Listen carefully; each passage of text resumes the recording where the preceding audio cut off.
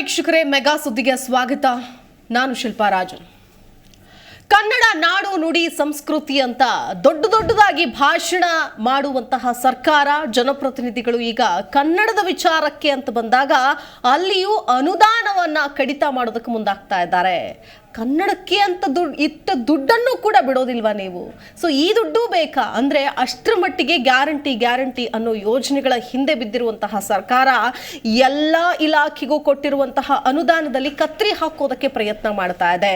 So ಈಗಲೂ ಕೂಡ ಕನ್ನಡ ಮತ್ತು ಸಂಸ್ಕೃತಿ ಇಲಾಖೆಗೆ ಕೊಟ್ಟಂತಹ 436 ಕೋಟಿ ಅನುದಾನವನ್ನ 256 ಕೋಟಿಗೆ ಇಳಿಸ್ತಾ ಇದೆ. ಅಂದ್ರೆ ಎಷ್ಟರ ಮಟ್ಟಿಗೆ ಸರಿ? ಕಲಾವಿದರಿಗೆ ಪಿಂಚಣಿ ಸಿಗ್ತಾ ಇಲ್ಲ, ಇನ್ನು ಕಲಾ ತಂಡಗಳು ಏನು ಪ್ರದರ್ಶನ ಮಾಡ್ತಾ ಇದೆ ಅವರಿಗೆ ನಯಾ ಪೈಸೆ ದುಡ್ಡು ಕೊಡ್ತಾ ಇಲ್ಲ. ಇನ್ನು ಅಷ್ಟೇ ಅಲ್ಲ, ಸಾಹಿತ್ಯ ಪರಿಷತ್ಗೂ ಕೂಡ ಇಲ್ಲಿ ದುಡ್ಡಿಲ್ಲ ಅಂತ ಹೇಳುವಂತಹ ಪರಿಸ್ಥಿತಿ ಆಗಿದೆ. ಇಷ್ಟು ವರ್ಷ ಸಾಂಗವಾಗಿ ನಡೀತಾ ಇದ್ದಂತಹ ಎಲ್ಲ ಸಾಂಸ್ಕೃತಿಕ ಕಾರ್ಯಕ್ರಮಗಳು, ಕನ್ನಡದ ಕಾರ್ಯಕ್ರಮಗಳು ಈಗ ದುಡ್ಡಿನ ಕೊರತೆಯಿಂದ ಹಿನ್ನಡೆಯಾಗ್ತಾ ಇದೆ. ನಾವು ಕನ್ನಡದ ಪರ, ನಾಡಿನ ಪರ ಅಂತ ಹೇಳುವಂತಹ ಈ ಸರ್ಕಾರ ಹಾಗಾದ್ರೆ ಮಾಡ್ತಾ ಇರೋದಾದ್ರೂ ಏನು? ಯಾವ ಕಾರಣಕ್ಕೆ ಎಲ್ಲಿಗೆ ಬಂದು ನಿಲ್ತಾ ಇದೆ? ಯಾವ ಕಾರಣಕ್ಕೆ ಇದೆಲ್ಲ ಆಗ್ತಾ ಇದೆ? ಇದೇ ವಿಚಾರಕ್ಕೆ ಸಂಬಂಧಪಟ್ಟಂತೆ ನಾವು ಕೂಡ ಚರ್ಚೆಯನ್ನು ಆರಂಭಿಸ್ತಾ ಹೋಗೋಣ. ಇದೆ ಹೊತ್ತಿನ ವಿಶೇಷ. ಕನ್ನಡಕ್ಕೆ ಕಾಸಿಲ್ಲ, ಅನುದಾನಗಳಿಗೆ ಕೊಕ್ಕೆ.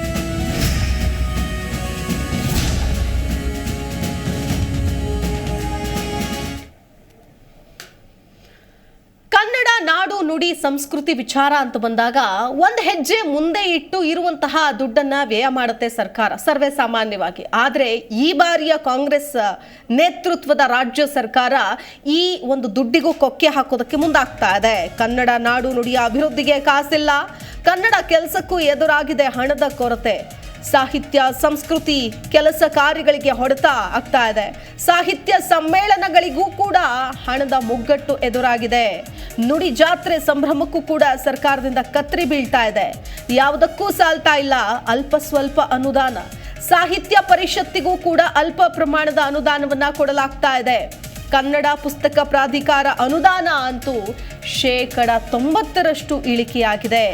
ಈ ಎಷ್ಟರ ಮಟ್ಟಿಗೆ ಸರಿ ಇದು ಅನ್ನೋ ಪ್ರಶ್ನೆ ನೋಡಿ. ಗ್ಯಾರಂಟಿಯಿಂದ ಸರ್ಕಾರ ದಿವಾಳಿ ಆಗೋಗ್ಬಿಟ್ಟಿದ್ಯಾ ಅಂತ. ಹಾಗಾದ್ರೆ ಕತ್ರಿ ಆಗ್ತಾ ಇದ್ದಾರೆ ಸರಿ, ಯಾವ್ಯಾವ್ದಕ್ಕೆ ಕತ್ರಿ ಹಾಕ್ತಾ ಇದ್ದಾರೆ, ಎಲ್ಲೆಲ್ಲಿ ಹಣ ಕಡಿತ ಮಾಡ್ತಾ ಇದ್ದಾರೆ ಅದನ್ನು ಕೂಡ ನಾವು ಕ್ವಿಕ್ಕಾಗಿ ನೋಡ್ಕೊಳ್ತಾ ಹೋಗೋಣ. ನೋಡಿ, ಮೊದಲನೇದಾಗಿ ಇವರು ಕೈ ಹಾಕಿರೋದೇನೆ ಕನ್ನಡ ಮತ್ತು ಸಂಸ್ಕೃತಿ ಇಲಾಖೆಗೆ 431 ಕೋಟಿ ರೂಪಾಯಿ ಕೊಡಬೇಕಾಗಿತ್ತು ವಾರ್ಷಿಕ. ಆದರೆ 265 ಕೋಟಿ ರೂಪಾಯಿ ಕೊಟ್ಟು ಜೈ ಅಂತಿದ್ದಾರೆ. ಇಷ್ಟೇ ಕೊಡಕ್ಕಾಗೋದು ಅನ್ನೋ ಥರ. ರಾಜ್ಯ ಜಿಲ್ಲಾ ಮಟ್ಟದ ಕನ್ನಡ ಸಾಹಿತ್ಯ ಸಮ್ಮೇಳನದ ಹಣ ಇಳಿಕೆ ಮಾಡಿದ್ದಾರೆ. ಅಂದ್ರೆ ಇಲ್ಲಿ ಇಲಾಖೆಗೆ ಬಂದ ಅನುದಾನ ಅಷ್ಟೇ ಅಲ್ಲ, ಕನ್ನಡ ಸಾಹಿತ್ಯ ಸಮ್ಮೇಳನದ ಹಣವನ್ನು ಕೂಡ ಇಳಿಕೆ ಮಾಡಿದ್ದಾರೆ ಅನ್ನೋದು. ಇನ್ನು 30 ಕೋಟಿ ರೂಪಾಯಿಯಿಂದ 10 ಕೋಟಿ ರೂಪಾಯಿಗೆ ಇಳಿಕೆ ಮಾಡಿದ್ದಾರೆ ಅನ್ನೋದು ಸಮ್ಮೇಳನದ ಹಣವನ್ನ. ಕನ್ನಡ ಸಮ್ಮೇಳನ ಏನು ನಡೆಸ್ತಾರೆ ಅದು. ಇನ್ನು ನಾಟಕಗಳಿಗೆ ಮೀಸಲಾಗಿದ್ದಂತಹ 35,000 ರೂಪಾಯಿ ವೆಚ್ಚದ ಕ್ರಿಯಾ ಯೋಜನೆಗಳಿಗೂ ಕೂಡ ಹಣ ಇಲ್ಲ ಅನ್ನೋ ಪರಿಸ್ಥಿತಿ ಎದುರಾಗಿದೆ. ನೆಕ್ಸ್ಟ್, ಕಲಾವಿದರು ಸಾಂಸ್ಕೃತಿಕ ಸಂಘಟನೆ ಧನ ಸಹಾಯ 29ರಿಂದ 10 ಕೋಟಿ ರೂಪಾಯಿಗೆ ಇಳಿಕೆ ಮಾಡಲಾಗಿದೆ. ನೋಡಿ, ಅಲ್ಲೂ ಕೂಡ ಕಡಿತ, ಎಲ್ಲೆಲ್ಲಿ ಕಡಿತ ಆಗ್ತಾ ಇದೆ ಅನ್ನೋದು ನಾವು ಗಮನಿಸ್ತಾ ಇದ್ದೀವಿ. ಇನ್ನು ವಿಶೇಷ ಘಟಕ ಯೋಜನೆಯಡಿ ಕಲೆ ಸಂಸ್ಕೃತಿಗೆ ಮೀಸಲು ಇಟ್ಟ ಹಣ ಕೂಡ ಇಲ್ಲ. ಈಗ ಈ ಸರಿ ಯಾವುದೇ ಮೀಸಲು ಹಣವನ್ನ ಇಡ್ತಾ ಇಲ್ಲ. ಪ್ರತಿ ವರ್ಷ 50 ಕಲಾವಿದರಿಗೆ ನೀಡ್ತಾ ಇದ್ದ ಗುರು ಶಿಷ್ಯ ತರಬೇತಿ ಪ್ರಾಯೋಜಕತ್ವ ಕೂಡ ಈಗ ರದ್ದಾಗಿದೆ ಅನ್ನೋದು.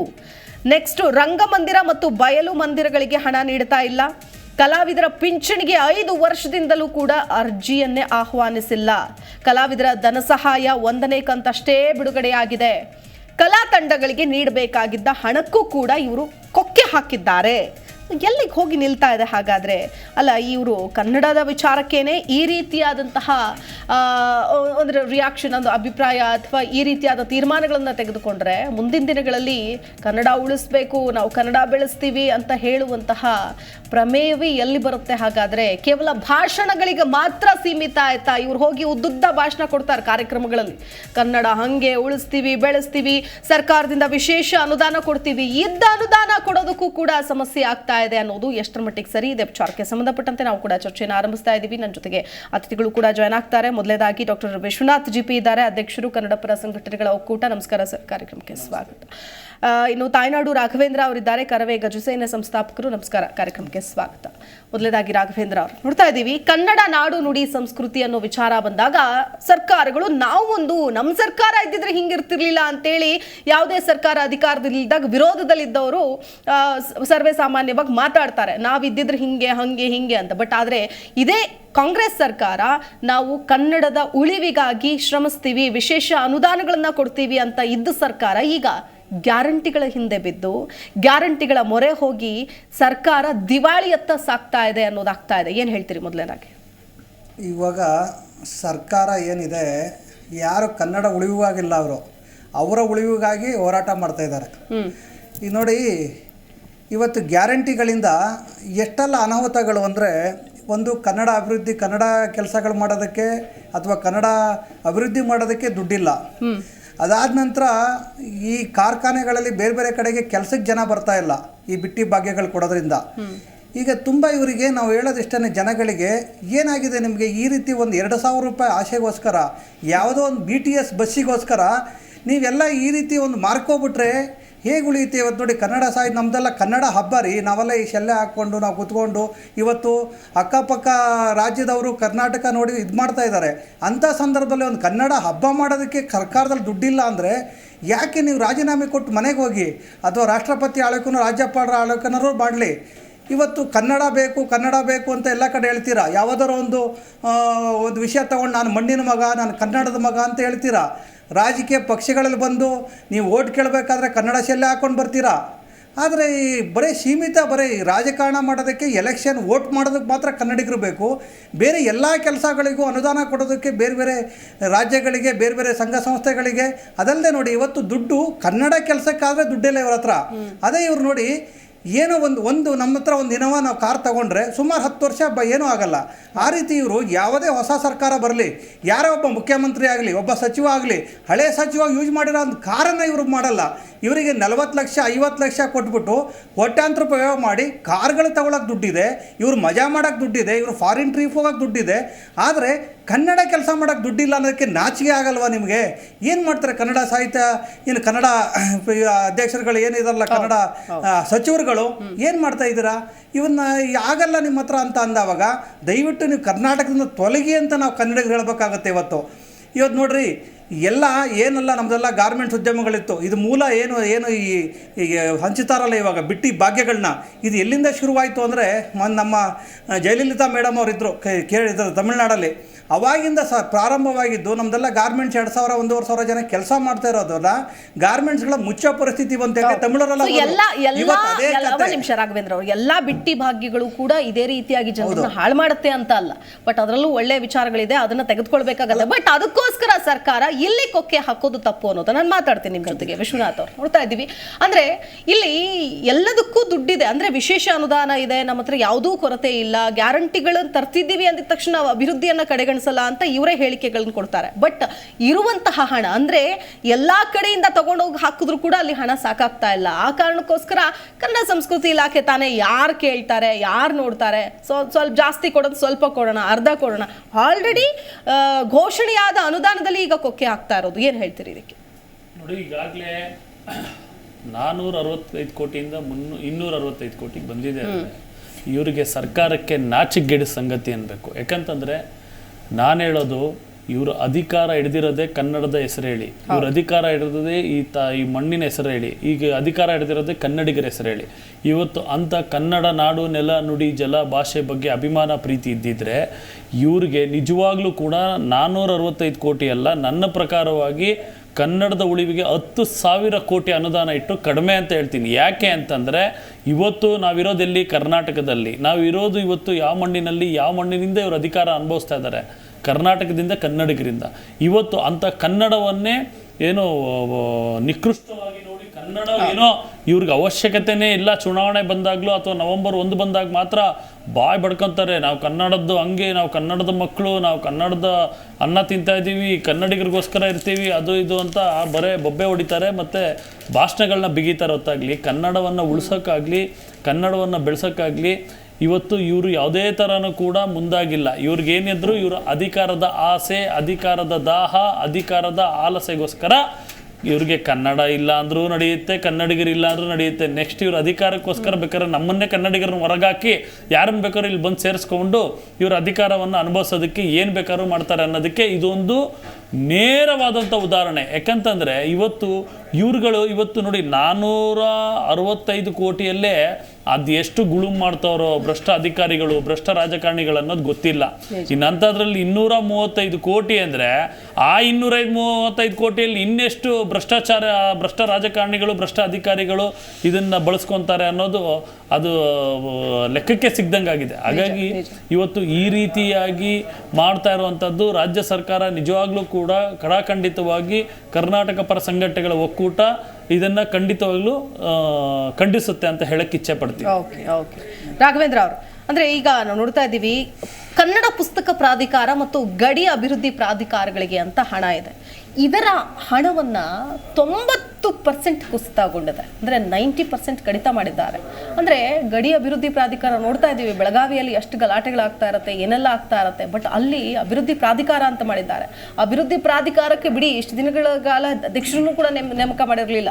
ಸೊ ಈಗ ಇದನ್ನ ಅನುದಾನನೇ ಕೊಡ್ಲಿಲ್ಲ ಅಂತಂದ್ರೆ ಏನ್ ಅಭಿವೃದ್ಧಿ ಮಾಡ್ತಾರೆ? ಗಡಿಯಲ್ಲಿ ಕನ್ನಡ ಅನ್ನೋದೇ ಒಂದು ರೀತಿಯಾಗಿ ಮರೆಯಾಗ್ತಾ ಇದೆ. ಅಂತಹ ಪರಿಸ್ಥಿತಿಯಲ್ಲಿ ಇನ್ನು ಅನುದಾನನೂ ಕೊಡ್ಲಿಲ್ಲ ಅಂದ್ರೆ ಏನ್ ಅರ್ಥ ಅಂತ ಏನ್ ಹೇಳ್ತೀರಿ? ಇವತ್ತು ಅದನ್ನೇ ಸರ್ಕಾರ ಅನ್ನೋದೇ ಸತ್ತೋಗಿದೆ. ಈಗ ನಮ್ಮ ಗುರುಗಳು, ನಮಗೆ ಕನ್ನಡ ಶೆಲ್ಲೆ ಹಾಕಿದ ಗುರುಗಳು ಇದ್ದಾರೆ ನಮ್ಮ ಜೊತೆಗೆ, ಕೃಷ್ಣೇಗೌಡರು. ಇವತ್ತು ಸರ್ಕಾರ ಇವತ್ತು ನೋಡಿ ಬರೀ ಮಾತಲ್ಲಿ ಭಾಷಣದಲ್ಲಿ ಸೀಮಿತವಾಗಿದೆ. ಇವತ್ತು ನೋಡಿ ಕೋಟ್ಯಾಂತರ ರೂಪಾಯಿ, 106 ಕೋಟಿ ದುಡ್ಡನ್ನು ವಾಲ್ಮೀಕಿ ಹಗರಣದಲ್ಲಿ ಇವರು ಬ್ಯಾಂಕ್ ಟ್ರಾನ್ಸ್ಫರ್ಗಳು ಮಾಡ್ಕೊತಾರೆ. ಅದ್ರ ಬಗ್ಗೆ ಸಿದ್ದರಾಮಯ್ಯ ಅವರು ಚಕ್ಕಾರ ಎತ್ತಲ್ಲ. ಇವತ್ತು ಆ ರೀತಿಗಳು ದುಡ್ಡು ಮಾಡೋದಕ್ಕಿದೆ. ಇವರು ಏನು ವೈಯಕ್ತಿಕವಾಗಿ ಅಭಿವೃದ್ಧಿ ಮಾಡ್ಕೊಳ್ಳೋಕೆ ದುಡ್ಡಿದೆ. ಆದರೆ ಇವತ್ತು ಕನ್ನಡದ ಕೆಲಸಕ್ಕೆ ದುಡ್ಡಿಲ್ಲ ಅಂದರೆ ನಾಚಿಕೆ ಆಗಬೇಕು. ಆದರೆ ನೋಡಿ ಈ ಗಡಿಯಲ್ಲಿ ಎಷ್ಟು ಕಾಟ ಕೊಡ್ತಾ ಇದ್ದಾರೆ. ಗಡಿಗಳ ಭಾಗದಲ್ಲಿ ನೋಡಿ, ಮೊನ್ನೆ ತಾನೇ ಯಾರೋ ಬೆಳಗಾವಿಗೆ ಹೋಗೋದವರು ಒಂದು ಸೋಷಿಯಲ್ ಮೀಡಿಯಾದಲ್ಲಿ ನೋಡಿದೆ ನಾನು, ಅವರಿಗೆ ಬರೋ ಥರ ಹೊಡೆದ್ಬಿಟ್ಟು ಕಳಿಸಿದ್ದಾರೆ. ಆ ರೀತಿ ಇವತ್ತು ಸಂದರ್ಭ ಇದೆ. ಇವತ್ತು ಗಡಿಗಳ ನಾಡುಗಳಲ್ಲಿ ಇವ್ರು ನೋಡಿ, ಇದು ಬರೀ ಒಂದು ಅನುದಾನದ ಒಂದೇ ಅಲ್ಲ, ನೀವು ಯಾವುದೇ ಕನ್ನಡ ಕೆಲಸ ಮಾಡೋಕ್ಕೋಗಿ ಸುಮ್ಮನೆ ಕೇಸ್ಗಳಾಗ್ತಾರೆ. ನಮ್ಮ ಅಧಿಕಾರಿಗಳಂತೂ ಕನ್ನಡಿಗರು ಸಪೋರ್ಟೇ ಮಾಡಲ್ಲ. ಈಗ ಅದೇ ನೀವು ತಮಿಳ್ನಾಡಲ್ಲಿ ಹೋದರೆ ನಮ್ದೇನೇ ಒಂದು ಅವ್ರದ್ದೇ ತಪ್ಪಿದ್ರು ಅಲ್ಲಿಯ ಸ್ಥಳೀಯರಿಗೆ ಸಪೋರ್ಟ್ ಮಾಡ್ತಾರೆ. ಇವತ್ತು ಇಂಥ ಸಂದರ್ಭದಲ್ಲಿ ನಾವು ಬದುಕ್ತಾ ಇದ್ದೇವೆ. ಇವತ್ತು ನೋಡಿ ಅವ್ರಿಗೆ ವೈಯಕ್ತಿಕ ಅನುದಾನ, ಇವತ್ತು ಕೆಂಪೇಗೌಡ ಜಯಂತಿ ಮಾಡ್ತಾರೆ. ಈ ಒಂದು ಸರ್ಕಾರಕ್ಕೆ ನಾಚಿಕೆ ಆಗಬೇಕು. ನಮ್ಮ ಮಾಜಿ ಪ್ರಧಾನಿಗಳು ಇರೋರು ಒಬ್ಬರು ನಮ್ಮ ಕನ್ನಡ ಹೆಮ್ಮೆ, ಅವ್ರನ್ನೂ ಸಹ ಆಹ್ವಾನ ಮಾಡಿಲ್ಲ. ಅದ್ರ ಜೊತೆಗೆ ಇವ್ರನ್ನ ಕುಮಾರಸ್ವಾಮಿ ಅವರು ಆಹ್ವಾನ ಮಾಡಿಲ್ಲ. ಅಂದರೆ ವ್ಯತ್ಯಾಸ ಆಗ್ತಾ ಇದೆ. ಇದು ಇವರು ವೈಯಕ್ತಿಕವಾಗಿ ಒಂದು ಅಭಿವೃದ್ಧಿಗೋಸ್ಕರ, ಇವರು ವೈಯಕ್ತಿಕ ಬೆಳೆಯೋದಕ್ಕೋಸ್ಕರ ಇವತ್ತು ನಮ್ಮ ಕನ್ನಡ ನಾಡನ್ನ ಬೆಳೆಸ್ಕೊತಾ ಇದ್ದಾರೆ, ಇವರು ಬೆಳೆಸ್ಕೊತಾ ಇದ್ದಾರೆ. ಫೈನ್, ಮಾತಾಡ್ತೀನಿ ರಾಘವೇಂದ್ರ ಅವರು. ನನ್ನ ಜೊತೆಗೆ ಕರವೇ ಸ್ವಾಭಿಮಾನಿ ಬಣದ ಅಧ್ಯಕ್ಷರಾದ ಕೃಷ್ಣೇಗೌಡರು ಕೂಡ ಜಾಯ್ನ್ ಆಗ್ತಾ ಇದ್ದಾರೆ. ನಮಸ್ಕಾರ ಸರ್, ಕಾರ್ಯಕ್ರಮಕ್ಕೆ ಸ್ವಾಗತ. ನೋಡ್ತಾ ಇದ್ದೀವಿ ಅನುದಾನದ ಕೊರತೆ, ಕಡಿತ. ಸೊ ಕೆಲವೊಂದು ಇಲಾಖೆಗಳಲ್ಲಿ ಈಗ ಆಲ್ರೆಡಿ ಕಡಿತ ಮಾಡಿಬಿಟ್ಟಿದ್ದಾರೆ. ವಿಶೇಷ ಅನುದಾನವನ್ನ ಕೆಲವೊಂದು ಇಲಾಖೆಗಳಿಗೆ ಕೊಟ್ಟೇ ಇಲ್ಲ. ಬಟ್ ಆದರೆ ಕೊಟ್ಟು ತಗೊಳ್ಳೋದು ಅಂತಾರಲ್ಲ, ಇದಕ್ಕೆ ಅಂತ ಅನ್ಸುತ್ತೆ. ಯಾಕಂದ್ರೆ ಕೊಟ್ಟಾಗ ಹೇಳ್ತಾರೆ ನಾವು ಅಷ್ಟು ಕೊಟ್ವಿ ಇಷ್ಟು ಕೊಟ್ವಿ ಅಂತ. ಕಡಿತ ಮಾಡಿದಾಗ ಯಾರೂ ಬಾಯ್ ಬಿಡಲ್ಲ, ನಾವು ಕಡಿತ ಮಾಡಿದ್ದೀವಿ ಈ ಕಾರಣಕ್ಕೋಸ್ಕರ ಆ ಕಾರಣಕ್ಕೋಸ್ಕರ ಅಂತ. ಬಟ್ ಇದು ಡೈರೆಕ್ಟ್ಲಿ ಗೊತ್ತಾಗ್ತಾ ಇದೆ, ಗ್ಯಾರಂಟಿ ಯೋಜನೆಗಳಿಗೋಸ್ಕರನೇ ಕಡಿತ ಮಾಡಿರೋದು ಅಂತ. ಏನು ಹೇಳ್ತೀರಿ? ಮೊದಲನೇ ನೋಡಿ, ಇವತ್ತು ಮಾಧ್ಯಮ ಜಿ ಕನ್ನಡ ಒಳ್ಳೆ ವಿಚಾರ ತೊಗೊಂಡಿದ್ದೀರಿ. ಪಾಪ ಸಿದ್ದರಾಮಯ್ಯನವರಾಗಲಿ ಇವತ್ತಿನ ಸರ್ಕಾರಕ್ಕಾಗಲಿ 2 ಚುನಾವಣೆ ಬಂದಿದೆ. ಅವ್ರ ಥರ ಏನು ಮಾಡ್ತಾರೆ? ಈಗ 2 ಚುನಾವಣೆಗೆ ಸಾಕಷ್ಟು ದುಡ್ಡುಗಳನ್ನ ಖರ್ಚು ಮಾಡಿಬಿಟ್ಟವ್ರು ಇವರು. ಸರ್ಕಾರದ ಬೊಕ್ಕಸದ ಹಣವನ್ನೇ ಖರ್ಚು ಮಾಡಿದ್ದಾರೆ ಇವರು. ಬೇರೆ ಯಾವುದು ಇವರು ಕಿಸೆಯಿಂದ ತಂದೇನು ಸರ್ಕಾರ ಚುನಾವಣೆಗಳು ಮಾಡಿಲ್ಲ. ಈಗ ಸರ್ಕಾರಗಳು ಈ ರೀತಿಯ 2 ಚುನಾವಣೆಗಳು ಎದುರಿಸಿದಾಗ ಬೊಕ್ಕಸದಲ್ಲಿ ಹಣ ಎಲ್ಲಿದೆ ಅಂತಕ್ಕಂಥದ್ದನ್ನ ನಾವೇನಾದರೂ ಪ್ರಶ್ನೆ ಮಾಡೋಕ್ಕೆ ಹೋದಾಗ ಬೊಕ್ಕಸದಲ್ಲಿ ಇವರೇ ಎಲ್ಲ ನುಂಗಿ ನೀರು ಕುಡಿದು ಹೆಗ್ಗಣಗಳ ಥರ ಕೌರ್ಬಿಟ್ಟವೆ ಎಲ್ಲ ಕಡೆ. ಈಗ ಸರ್ಕಾರನ ಕೇಳೋದ, ಜನಪ್ರತಿನಿಧಿಗಳನ್ನ ಕೇಳೋದ, ಇಲ್ಲ ಇಲಾಖೆಗಳನ್ನ ಕೇಳೋದ ಅನ್ನುವಂಥ ಎಕ್ಸ್ಪ್ರೆಷನ್ ನಮ್ಮ ಮುಂದೆ ಇದೆ. ಮಾನ್ಯ ಸಿದ್ದರಾಮಯ್ಯನವರು ಕನ್ನಡದ ಪರವಾಗಿ ಇದ್ದಾರೆ, ಕನ್ನಡದ ಚಿಂತನೆ ಇದೆ. ಅವರು ಕೂಡ ಗ್ರಾಮೀಣ ಪ್ರದೇಶದಿಂದ ಬಂದವರು, ಅವ್ರಿಗೆ ಚಿಂತನೆ ಇದೆ. ನಾವು ಅವ್ರ ಬಗ್ಗೆ ಮಾತಾಡುವಂಥದ್ದು ಸರಿ ಕಾಣೋದಿಲ್ಲ. ಆದರೆ ಇವತ್ತಿನ ವಾಸ್ತವ ಪರಿಸ್ಥಿತಿಲಿ ಸರ್ಕಾರ ಎಲ್ಲೋ ಒಂದು ಕಡೆ ಈ ಉಚಿತ ಅಂತ ಏನು ಇವಾಗ ಘೋಷಣೆಗಳು ಮಾಡಿಬಿಟ್ಟು ಯಾರಿಗೆ ಕೊಡಬೇಕಾಯಿತು, ಯಾರಿಗೆ ಸೇರಬೇಕಾಯಿತು ಅಂತಕ್ಕಂಥ ಒಂದು ಚಿಂತನೆ ಇಲ್ಲದೆ, ದೂರದೃಷ್ಟಿ ಇಲ್ಲದೇ ಎಲ್ರಿಗೂ ಕೂಡ ಉಚಿತ ಅಂತ ಕೊಟ್ಬಿಟ್ಟು ಇವಾಗ ಸರ್ಕಾರದ ಕೆಲವು ಅನುದಾನಗಳನ್ನು ಎಲ್ಲಿರಬೇಕಾಗಿತ್ತು ಅಲ್ಲಿರೋದನ್ನೆಲ್ಲ ತಗೊಂಡು ನೀವು ಬೇರೆ ಬೇರೆದಕ್ಕೆ ಬಳಸ್ಕೊಂಡು ಇವತ್ತೇನಾಗ್ತಾ ಇದೆ, ನಮ್ಮ ಸಂಸ್ಕೃತಿ ನಾಶ ಮಾಡುವಂಥ ನಿಟ್ಟಿನಲ್ಲಿ ಒಂದು ಕಡೆ ಆಗ್ತಾಯಿದೆ. ಭಾಷೆ ಮೇಲೆ ಒಂದು ರೀತಿಲಿ ತಾರತಮ್ಯಗಳು. ಮತ್ತು ಇವತ್ತು ಸಾಕಷ್ಟು ಸರ್ಕಾರ ಇವತ್ತು ನಾವು ಎಷ್ಟೇ ಈ ಸರ್ಕಾರ ಚೀಮೇರೆ ಹಾಕಿದ್ರು ಕೂಡ ಸಂಘಟನೆಗಳು ಇವತ್ತು ಅದನ್ನು ತಿದ್ಕೊಳ್ಳುವಂಥ ನಿಟ್ಟಿನಲ್ಲಿ ಪ್ರಾಮಾಣಿಕ ಪ್ರಯತ್ನ ಆಗ್ತಾ ಇಲ್ಲ. ಮತ್ತು ಇವತ್ತಿನ ಚುನಾಯಿತ ಪ್ರತಿನಿಧಿಗಳಿಗೆ ಇಚ್ಛಾಶಕ್ತಿ ಕೊರತೆ. ಇವತ್ತು ನಾವೆಷ್ಟೇ ಪಕ್ಕದ ರಾಜ್ಯಗಳನ್ನ ಉದಾಹರಣೆ ಕೊಡೋಕ್ಕೆ ಹೋದರೂ ಕೂಡ, ಆದರೆ ನಮ್ಮ ರಾಜ್ಯದಲ್ಲಿರ್ತಕ್ಕಂಥ ಚುನಾಯಿತ ಪ್ರತಿನಿಧಿಗಳು ಎಲ್ಲದರಲ್ಲೂ ಕೂಡ ಇಚ್ಛಾಶಕ್ತಿ ಕೊರತೆ ಕಾಣ್ತಾ ಇದೆ. ಮತ್ತು ಈಗ ತಮಗೆ ಗೊತ್ತಿದೆ, ಅನುದಾನಗಳು ಯಾವುದೇ ಇಲಾಖೆಯಲ್ಲಿ ಇವತ್ತು ಅನುದಾನಗಳನ್ನ ಜನರಿಗೆ ಮತ್ತು ಆ ಇಲಾಖೆಗಳು ತಲುಪುವಂಥ ನಿಟ್ಟಿನಲ್ಲಿ ಸರ್ಕಾರ ಇಟ್ಟಿದ್ರು ಕೂಡ ಅದನ್ನು ಬೇರೆ ಬೇರೆ ಇದಕ್ಕೆ ಬಳಸ್ಕೊಂಡಿರ್ತಕ್ಕಂಥದ್ದನ್ನ ಈಗಾಗಲೇ ನಾವು ಕಂಡಿದ್ದೇವೆ. ಸಾಕಷ್ಟು ಹಗರಣಗಳು ಈಚೆ ಬರ್ತಾ ಇದ್ದಾವೆ. ನಾವು ಇನ್ನು ಮುಂದೆ ಯಾವುದೇ ಇಲಾಖೆಗಳನ್ನು ಪ್ರಶ್ನೆ ಮಾಡೋದಕ್ಕಿಂತ ಮುಂಚೆ ಜನಪ್ರತಿನಿಧಿಗಳನ್ನ ಪ್ರಶ್ನೆ ಮಾಡ್ತಕ್ಕಂಥ ಮನೋಭಾವಗಳನ್ನ ನಾವು ಹೆಚ್ಚು ಮೈಗೂಡಿಸ್ಕೊಳ್ಬೇಕು. ಅನುದಾನಗಳು ಇವತ್ತೇನಾಗ್ತಾ ಇದೆ ಅಂದರೆ ಅಕ್ರಮವಾಗಿ ಬೇರೆ ಬೇರೆ ಇಲಾಖೆಗೆ ವರ್ಗಾವಣೆ ಮಾಡಿಕೊಂಡು, ಮತ್ತು ಕೆಲವು ರಾಜಕಾರಣಿಗಳು ಅವರವರ ಖಾತೆಗಳಿಗೆ ಬೇರೆ ಬೇರೆ ಅಕ್ರಮ ಖಾತೆಗಳನ್ನ ವರ್ಗಾವಣೆ ಮಾಡ್ತಕ್ಕಂಥದ್ದು ನಾವು ಕೂಡ ಕಾಣ್ತಾ ಇದ್ದೇವೆ.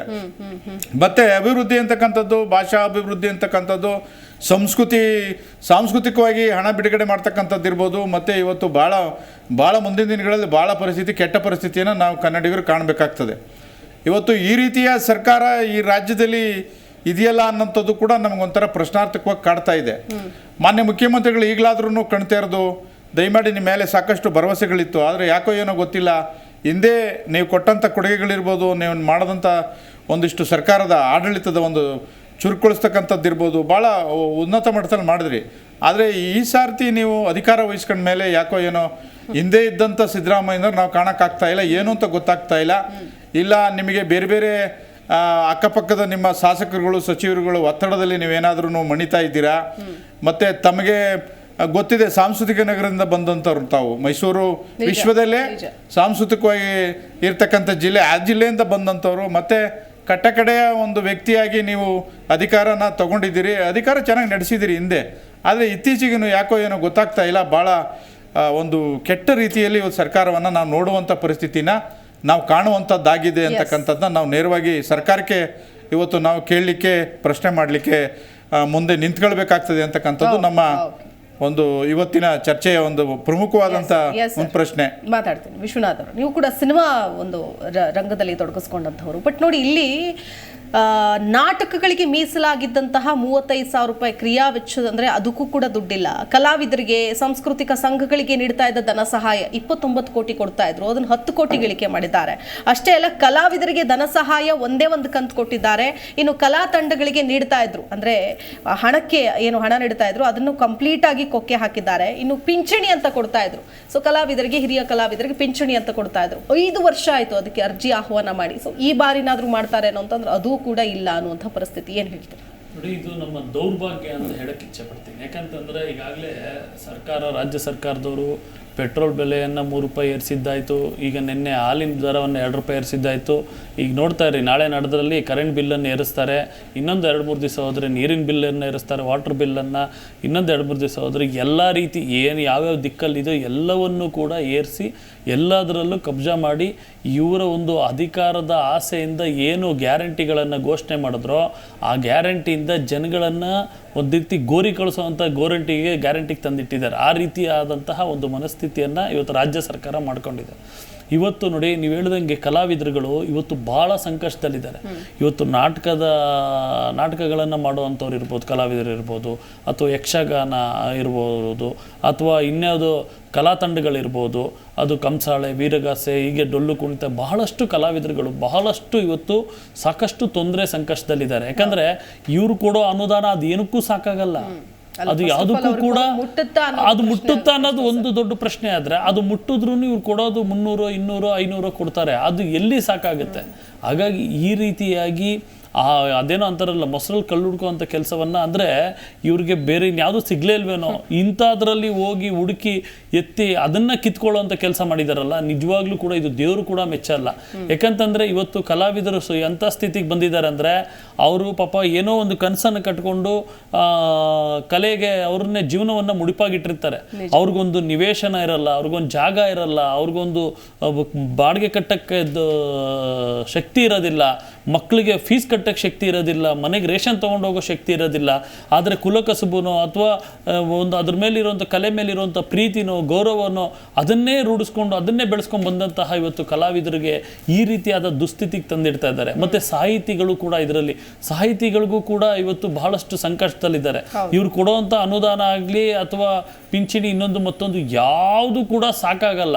ನಾವು ಅನೇಕ ಬಾರಿ ಹೋರಾಟ ಮಾಡೋ ಕೇಳಿದ್ದೀವಿ, ದಯವಿಟ್ಟು ಈ ರೀತಿಯಾದಂತಹ ಕಲಾವಿದರುಗಳಿಗೆ ಮತ್ತು ಸಾಹಿತಿಗಳಿಗೆ ಕವಿಗಳಿಗೆ ದಯವಿಟ್ಟು ಏನಾದರೂ ಒಂದು ನಿವೇಶನಗಳನ್ನು ಕೊಡೋದನ್ನು ಅಥವಾ ಅವ್ರಿಗೇನಾದರೂ ಸರ್ಕಾರದಿಂದ ಏನಾದರೂ ಅವ್ರ ಕುಟುಂಬಕ್ಕೆ ಏನಾದರೂ ಒಂದು ಉದ್ಯೋಗ ಕೊಡೋದನ್ನು, ಈ ರೀತಿ ಏನಾದರೂ ಒಂದು ಹೊಸ ಯೋಜನೆ ತಂದು ಅವ್ರ ಕುಟುಂಬನೂ ಒಂದು ಸುಭದ್ರ ರೀತಿಯಲ್ಲಿ ಭದ್ರ ರೀತಿಯಲ್ಲಿ ಪಡಿಸಿ ಅಂತ ಹೇಳಿ ಅನೇಕ ಬಾರಿ ಹೋರಾಟ ಮಾಡಿ ಮನವಿಯನ್ನು ಕೊಟ್ಟಿದೆ.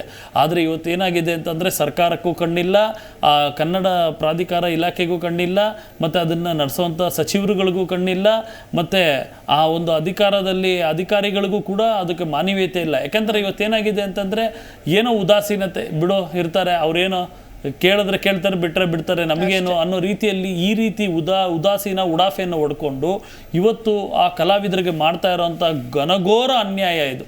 ಇವತ್ತು ಪ್ರಪಂಚದಲ್ಲೇ ಯಾವುದಾದ್ರೂ ಒಂದು ಸಾಂಸ್ಕೃತಿಕವಾದಂತಹ ಕಲಾ ತಂಡಗಳು ಮತ್ತು ಸಾಹಿತಿಗಳು ಕಲೆಗಳು ಮತ್ತು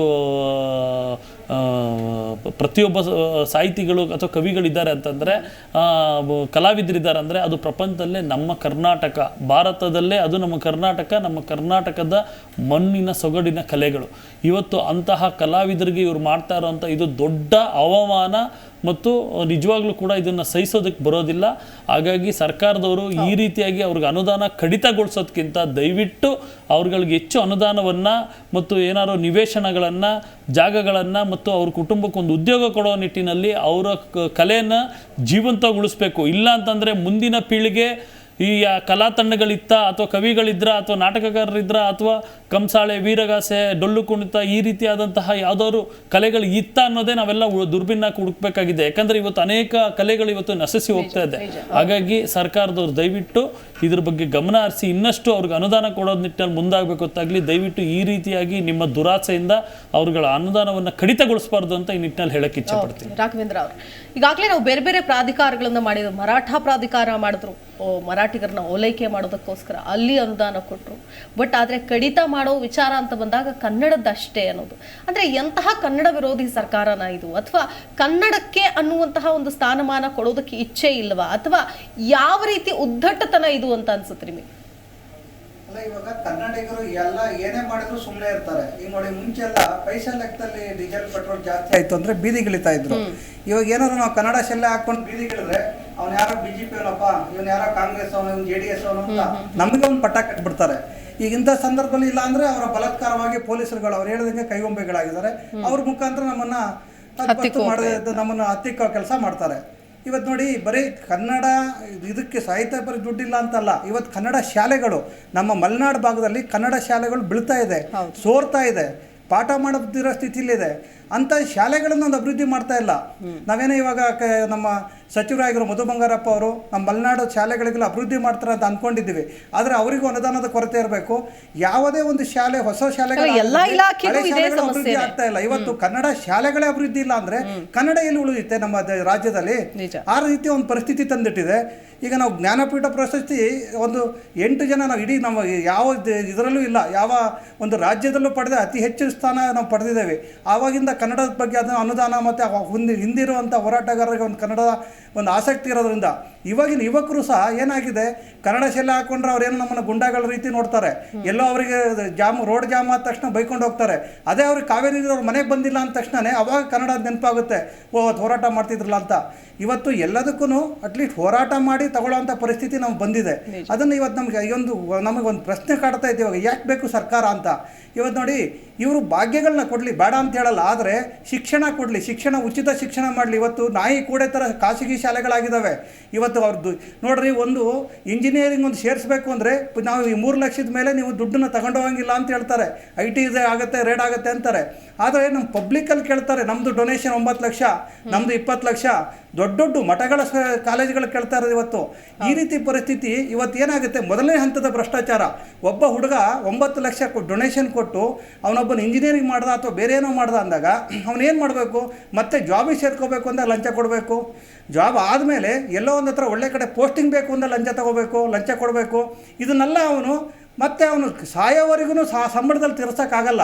ಯಾಕೆ ಭ್ರಷ್ಟಾಚಾರ ನಡೀತಾ ಇದೆ ಅಂದರೆ ಇವತ್ತು ಮೊದಲನೇ ಹಂತ ಈ ಶಿಕ್ಷಣ ಏನು ಶಾಲೆಗಳು ಮತ್ತು ಇದಾವಲ್ಲ ಯೂನಿವರ್ಸಿಟಿಗಳು, ಇವರೇ ಭ್ರಷ್ಟಾಚಾರದ ಮಕ್ಕಳನ್ನ ತಯಾರಿ ಮಾಡ್ತಾ ಇದ್ದಾರೆ. ಅದೆಲ್ಲ ಕಡಿವಾಣ ಹಾಕಲಿ, ಆ ರೀತಿ ಒಂದು ಭಾಗ್ಯಗಳನ್ನ ಕೊಡಲಿ. ಶಿಕ್ಷಣ ಇರ್ಬೋದು, ಆರೋಗ್ಯ ಇರ್ಬೋದು. ಇವತ್ತು ನೋಡ್ರಿ, ಕಿದ್ವಾಯಿ ಆಸ್ಪತ್ರೆ, ಕೆಂಪೇಗೌಡ, ಎಲ್ಲರೂ ಆಸ್ಪತ್ರೆಗಳಿಗೆ ಹೋಗಿ ಪಾಪ ಎಲ್ಲಿಂದಲೂ ಹಳ್ಳಿಯಿಂದ ಬಂದಿರ್ತಾರೆ. ಅವರಿಗೆ ಒಂದು ವ್ಯವಸ್ಥೆ, ಮಲಗೋಕ್ಕೆ ವ್ಯವಸ್ಥೆ ಇಲ್ಲ, ಅಲ್ಲಿಂದ ಕ್ಯೂಗಳು ನಿಂತ್ಕೊತಾರೆ. ಆ ರೀತಿ ಹಳ್ಳಿಗೆ ಒಂದೊಂದು ಆಸ್ಪತ್ರೆಗಳು ಮಾಡಲಿ, ಜಿಲ್ಲೆಗಳಿಗೆ ಮಾಡಲಿ, ಆ ರೀತಿ ವ್ಯವಸ್ಥೆಗಳನ್ನ ಕೊಡಲಿ ಫ್ರೀಯಾಗಿ ಆರೋಗ್ಯದಲ್ಲಿ. ಇವತ್ತು ಏನೋ ಒಂದು ಜ್ವರ ಅಂದರೆ ಆಪ್ರೇಷನ್ ಮಾಡಿಸ್ಕೊಳ್ಳೋ ಅಂಥ ಡಾಕ್ಟ್ರುಗಳಿದ್ದಾರೆ. ಇವತ್ತು ಜ್ವರಕ್ಕೆ ಹೋದರೆ ಆಪ್ರೇಷನ್ ಮಾಡ್ತಾರೆ. ಆ ರೀತಿ ಪರಿಸ್ಥಿತಿಯಲ್ಲಿ ನಾವು ಬದುಕ್ತಾ ಇದ್ದೇವೆ. ಆ ರೀತಿ ಸೌಲಭ್ಯಗಳನ್ನ ಕೊಡಲಿ, ಬೇಡ ಅನ್ನಲ್ಲ. ದಯವಿಟ್ಟು ಈ ಒಂದು ಭಾಗ್ಯಗಳಿದಾವಲ್ಲ, ಇವತ್ತು ಗ್ರಾಮೀಣ ಪ್ರದೇಶದಲ್ಲಿ ನಮ್ಮ ಮಕ್ಕಳುಗಳು ಸೈಕಲ್ ತಗೊಂಡಿದ್ದಾರೆ ಇವತ್ತು. ಯಾಕೆಂದರೆ ಬಸ್ಗಳು ಇರೋದನ್ನ ನೀವು ರಿಪೇರಿನೇ ಮಾಡ್ತಾ ಇಲ್ಲ. ನೀವು ಯಾವುದೇ ರೋಡಲ್ಲಿ ಹೋಗಿ ಇವತ್ತು BTS ಬಸ್ಗಳು ರಿಪೇರಿ, ಅದರಿಂದ ಅರ್ಧ ಟ್ರಾಫಿಕ್ ಜಾಮ್ ಆಗುತ್ತೆ. ಹಳ್ಳಿ ಕಡೆಗಳಲ್ಲಿ ಸುಮಾರು ಒಂದು 10 ಕಿಲೋಮೀಟ್ರ್ 15 ಕಿಲೋಮೀಟ್ರ್ ಈ ಮಳೆಗಾಲದಲ್ಲಿ ಮಕ್ಕಳುಗಳು ಪಾಪ ಛತ್ರಿ ಹಿಡ್ಕೊಂಡು ನಡ್ಕೊಂಡು ಹೋಗೋದು, ಸೈಕಲ್ ಹೋಗೋದು, ಅಥವಾ ಮನೆಗಳಲ್ಲಿ ಗಾಡಿ ಇರೋರು, ಟೂ ವೀಲರರು ಅಥವಾ ಆಟೋ ರಿಕ್ಷಾ ಬಾಡಿಗೆಗಳು ತಗೊತಾ ಇದ್ದಾರೆ. ಎಲ್ಲಿ ಒಬ್ಬ ಹೆಣ್ಮಗಳಿಗೆ ಮನೆಯಲ್ಲಿ 2,000 ರೂಪಾಯಿ ಅಥವಾ ಬಸ್ ಫ್ರೀ ಇರುತ್ತಲ್ವ, ಅದೇ ಒಂದು ಮನೆಯಲ್ಲಿ 2 ಜನ ಮಕ್ಕಳಿದ್ರು ಅಂದರೆ ಅದು ಆಟೋ ಪೇರೆ ಅಲ್ಲಿ ಹೋಗ್ಬಿಡುತ್ತೆ, ಉಲ್ಟಾ ಮತ್ತೆ ಸರ್ಕಾರಕ್ಕೆ ಬರುತ್ತೆ, ಮತ್ತೆ ವಾಪಸ್ ಜನರ ಮೇಲೆ ಹೋಗ್ತಾ ಇದೆ. ಅದರಿಂದ ಈ ಭಾಗ್ಯಗಳನ್ನ ಕಡಿವಾಣ ಮಾಡಿ ಬೇರೆ ಸೌಲಭ್ಯಗಳ ಕೊಡಿ ಅಂತ ನಾವು ಸರ್ಕಾರಕ್ಕೆ ಒಂದು ಮಾತಾಡ್ತಾರೆ. ಕೃಷ್ಣೇಗೌಡ್ರು ಅಂದ್ರೆ ಕನ್ನಡ ಕಾವಲು ಸಮಿತಿಯ ಮೊದಲ ಅಧ್ಯಕ್ಷರಾಗಿದ್ರು ಸಿದ್ದರಾಮಯ್ಯನವರು. ಅಂದ್ರೆ ಕನ್ನಡಕ್ಕೋಸ್ಕರ ಅವರು ಕೂಡ ಹೋರಾಟಗಳನ್ನು ಮಾಡಿದ್ದಾರೆ. ಈ ಹಿಂದಿನಿಂದಲೂ ಕೂಡ ಕನ್ನಡ ಅಂತ ಬಂದಾಗ ಧ್ವನಿ ಎತ್ತುವಂತಹ ಒಂದು ವ್ಯಕ್ತಿತ್ವ. ಬಟ್ ಆದ್ರೆ ಸಿದ್ದರಾಮಯ್ಯನವರಿಂದಲೇ ಇಂಥ ನಡೆ ಅಂತಂದಾಗ ಜನರು ಹೇಗೆ ಒಪ್ಪಿಕೊಳ್ತಾರೆ, ಏನ್ ಹೇಳ್ತೀರಿ? ಈಗ ಪರಿಸ್ಥಿತಿ ಹೆಂಗಿದೆ ಅಂದ್ರೆ, ಈಗ ಸಿದ್ದರಾಮಯ್ಯನವರು ಒಬ್ಬರನ್ನೇ ನಾವು ಪ್ರಶ್ನೆ ಮಾಡ್ತಕ್ಕಂಥ ವಾತಾವರಣ ಇವತ್ತಿಲ್ಲ. ಈಗ ಅವರಲ್ಲೇ ಮಂತ್ರಿಮಂಡಲದಲ್ಲೇ ಬಹಳ ಸಾಕಷ್ಟು ಗೊಂದಲಗಳನ್ನು ಸೃಷ್ಟಿ ಮಾಡ್ಕೊಳ್ತಾ ಇರ್ತಕ್ಕಂಥ ನಾವು ನೋಡ್ತಾ ಇದ್ದೇವೆ. ಮತ್ತು ಸಿದ್ದರಾಮಯ್ಯನವರು ನನಗೆ ಗೊತ್ತಿರೋ ಹಾಗೆ ಅಸಹಾಯಕ ಮುಖ್ಯಮಂತ್ರಿ ಅಂತ ನಮಗೆ ಈಗಾಗಲೇ ಗೊತ್ತಾಗಿದೆ. ಕಾರಣ ಯಾಕೆಂದರೆ ಅವರು ಈಗ ಇಲ್ಲಿ ಉಪಮುಖ್ಯಮಂತ್ರಿನ ನಿಭಾಯಿಸ್ಬೇಕಾ ಇಲ್ಲ ಮಂತ್ರಿಮಂಡಲ ನಿಭಾಯಿಸ್ಬೇಕಾ ಅನ್ನುವಂಥ ಇದರಲ್ಲಿ ಅವರು ಕಾಲಹರಣ ಮಾಡುವಂಥದ್ದು ನಾವು ಕಾಣ್ತಾ ಇದ್ದೇವೆ. ಮತ್ತು ಆರ್ಥಿಕ ಪರಿಸ್ಥಿತಿ ಭಾಳ ಹದಗೆಟ್ಟಿದೆ ಅಂತ. ಹಣಕಾಸು ಅಂತ ಬಂದಾಗ ಅಲ್ಟಿಮೇಟ್ಲಿ CM ಒಪ್ಪಿಗೆ ಇಲ್ಲದೇನೆ ಈ ಎಲ್ಲ ಅನುದಾನ ಕೊರತೆ ಆಗಿರ್ಬೋದು ಅಥವಾ ಅನುದಾನ ಹೆಚ್ಚಿಸೋದಾಗಿರ್ಬೋದು, ಅದು ಯಾವುದು ಕೂಡ ಆಗೋದಿಲ್ಲ. Ultimately he has to take the decision. ಅದೇನೆ, ಈಗ ಆರ್ಥಿಕ ಪರಿಸ್ಥಿತಿ ಹದಗೆಟ್ಟಿದೆ ಅಂತಕ್ಕಂಥದ್ದು ಜನಸಾಮಾನ್ಯರು ಮಾತಾಡ್ತಿದ್ದಾರೆ. ಜನರು ಭಾಳ ಸರ್ಕಾರದ ಬಗ್ಗೆ ಎಲ್ಲ ಭರವಸೆಗಳನ್ನು ಕಳ್ಕೊಂಡಿರ್ತಕ್ಕಂಥ ಸಂದರ್ಭಗಳಲ್ಲಿ ಇವರು ಸಾಂಸ್ಕೃತಿಕವಾಗಿ ಈಗೇನು ನಾವು ಸಂಸ್ಥೆಗಳಿದಾವೆ ಅಂತ ನಾವೇನು ಮಾತಾಡ್ತೀವಿ, ಇವ್ರಿಗೆ ಒಂದಿಷ್ಟು ಹೋರಾಟದ ಮನೋಭಾವ ಸೃಷ್ಟಿ ಆಗಲೇಬೇಕು ಈಗ. ಯಾಕಂದರೆ ಇವ್ರು ಏನಾಗ್ತಾರೆ ಅಂದರೆ, ಬರೀ ಕನ್ನಡ ಪರ ಸಂಘಟನೆಗಳು ಕೆಲವೇ ಮಂದಿ ಏನೋ ಹೋರಾಟ ಮಾಡಬೇಕು ಅಂತ ಏನಿಲ್ಲ. ಅದಕ್ಕೆ ಆದಂಥ ಒಂದಷ್ಟು ಸಂಘ ಸಂಸ್ಥೆಗಳಿದ್ದಾವೆ, ಅದಕ್ಕೆ ಆದಂಥ ಒಂದು ತಂಡಗಳಿದ್ದಾವೆ. ಅವರೆಲ್ಲರೂ ಕೂಡ ಸರ್ಕಾರಕ್ಕೆ ಒಂದು ಒತ್ತಾಯನ ಮಾಡಬೇಕಾಗ್ತದೆ. ನಮ್ಮ ಸಂಸ್ಕೃತಿ ಉಳಿಬೇಕಾದ್ರೆ, ನಮ್ಮ ಬದುಕು ಒಂದಿಷ್ಟೇನಾದ್ರೂ ಗಂಜಿ ಕುಡಿಬೇಕಾದ್ರೆ ಇವತ್ತು ಸರ್ಕಾರದಿಂದ ಬರ್ತಕ್ಕಂಥ ಅನುದಾನದಿಂದ ನಾವು ಜೀವನ ಮಾಡಬೇಕಾದಂಥ ಪರಿಸ್ಥಿತಿ ಇದೆ ಅಂತಕ್ಕಂಥ ಒಂದು ವಾತಾವರಣವನ್ನು ಹೋರಾಟದ ಮುಖೇನ ಸೃಷ್ಟಿ ಮಾಡಬೇಕಾಗ್ತದೆ. ಆದರೆ ಅದು ಆಗ್ತಾ ಇಲ್ಲ ಅಂತಕ್ಕಂಥದ್ದು ಒಂದು. ಎರಡನೇದು, ಮಾನ್ಯ ಮುಖ್ಯಮಂತ್ರಿಗಳಿಗೆ ನಮಗೆಲ್ಲ ಗೊತ್ತಿದೆ, ಇವತ್ತು ಆ ಥರದ ಮುಖ್ಯಮಂತ್ರಿ ಇವತ್ತಿಲ್ಲ ಸಿದ್ದರಾಮಯ್ಯನವರು. ಅವರು ಭಾಳ ಅವ್ರಿಗೂ ಕೂಡ ಭಾಳ ಒಂದು ಒತ್ತಡದ ಪರಿಸ್ಥಿತಿಯಲ್ಲಿ ನಾವು ಕಾಣ್ತಾ ಇದ್ದೀವಿ. ಅವ್ರ ಮಾತಿನಲ್ಲಿ ಕಾಣ್ತಾ ಇದೆ, ಅವ್ರ ನಡವಳಿಕೆಯಲ್ಲಿ ಗೊತ್ತಾಗ್ತಾ ಇದೆ, ಗೊತ್ತಿಲ್ಲ. ಮತ್ತು ನಾವು ಅದೇ ಗಡಿ ಪ್ರಾಧಿಕಾರಿಗಳು, ನಾನು ಸಿದ್ದರಾಮಯ್ಯನವರಾಗಿದ್ದನ್ನ ಸ್ವಾಗತ ಮಾಡ್ತೀನಿ, ಮತ್ತು ಅವರು ಅದಕ್ಕೆ ಒಂದು ಸೇವೆನೂ ಕೂಡ ಕೊಟ್ಟಿದ್ದಾರೆ. ಆದರೆ ಇವತ್ತಿನ ಪ್ರಾಧಿಕಾರಿಗಳು ಏನು ಮಾಡ್ತಾ ಇದ್ದೀರಿ ತಾವು? ನಿಮಗೆ ಬರೀ ಸರ್ಕಾರ ಸವಲತ್ತು ತಗೊಂಡು ಸುಮ್ಮನೆ ಅಲ್ಲಿ AC ರೂಮ್ನಲ್ಲಿ ಕೂರ್ಲಿಕ್ಕಲ್ಲ, ನಿಮಗೆಲ್ಲ ಅಧಿಕಾರಿಗಳು ಕೊಟ್ಟಿರ್ತಕ್ಕಂಥ ಇಂಥ ಪರಿಸ್ಥಿತಿ ನಿರ್ಮಾಣ ಆದಾಗ ನೀವೆಲ್ಲರೂ ಕೂಡ ಪ್ರಶ್ನೆ ಮಾಡ್ತಕ್ಕಂಥ ಸರ್, ಕೊಟ್ಟ ಅನುದಾನ ಕೂಡ ಬಳಕೆ ಮಾಡ್ಕೊಂಡಿಲ್ಲ ಸರ್. ಕಳೆದ ಬಾರಿ ಗಡಿ ಅಭಿವೃದ್ಧಿ ಪ್ರಾಧಿಕಾರಕ್ಕೆ ಕೊಟ್ಟ ಅನುದಾನವನ್ನು ಕೂಡ ಬಳಕೆ ಮಾಡಿರಲಿಲ್ಲ, ಅಧ್ಯಕ್ಷರನ್ನ ನೇಮಕ ಮಾಡಿರಲಿಲ್ಲ.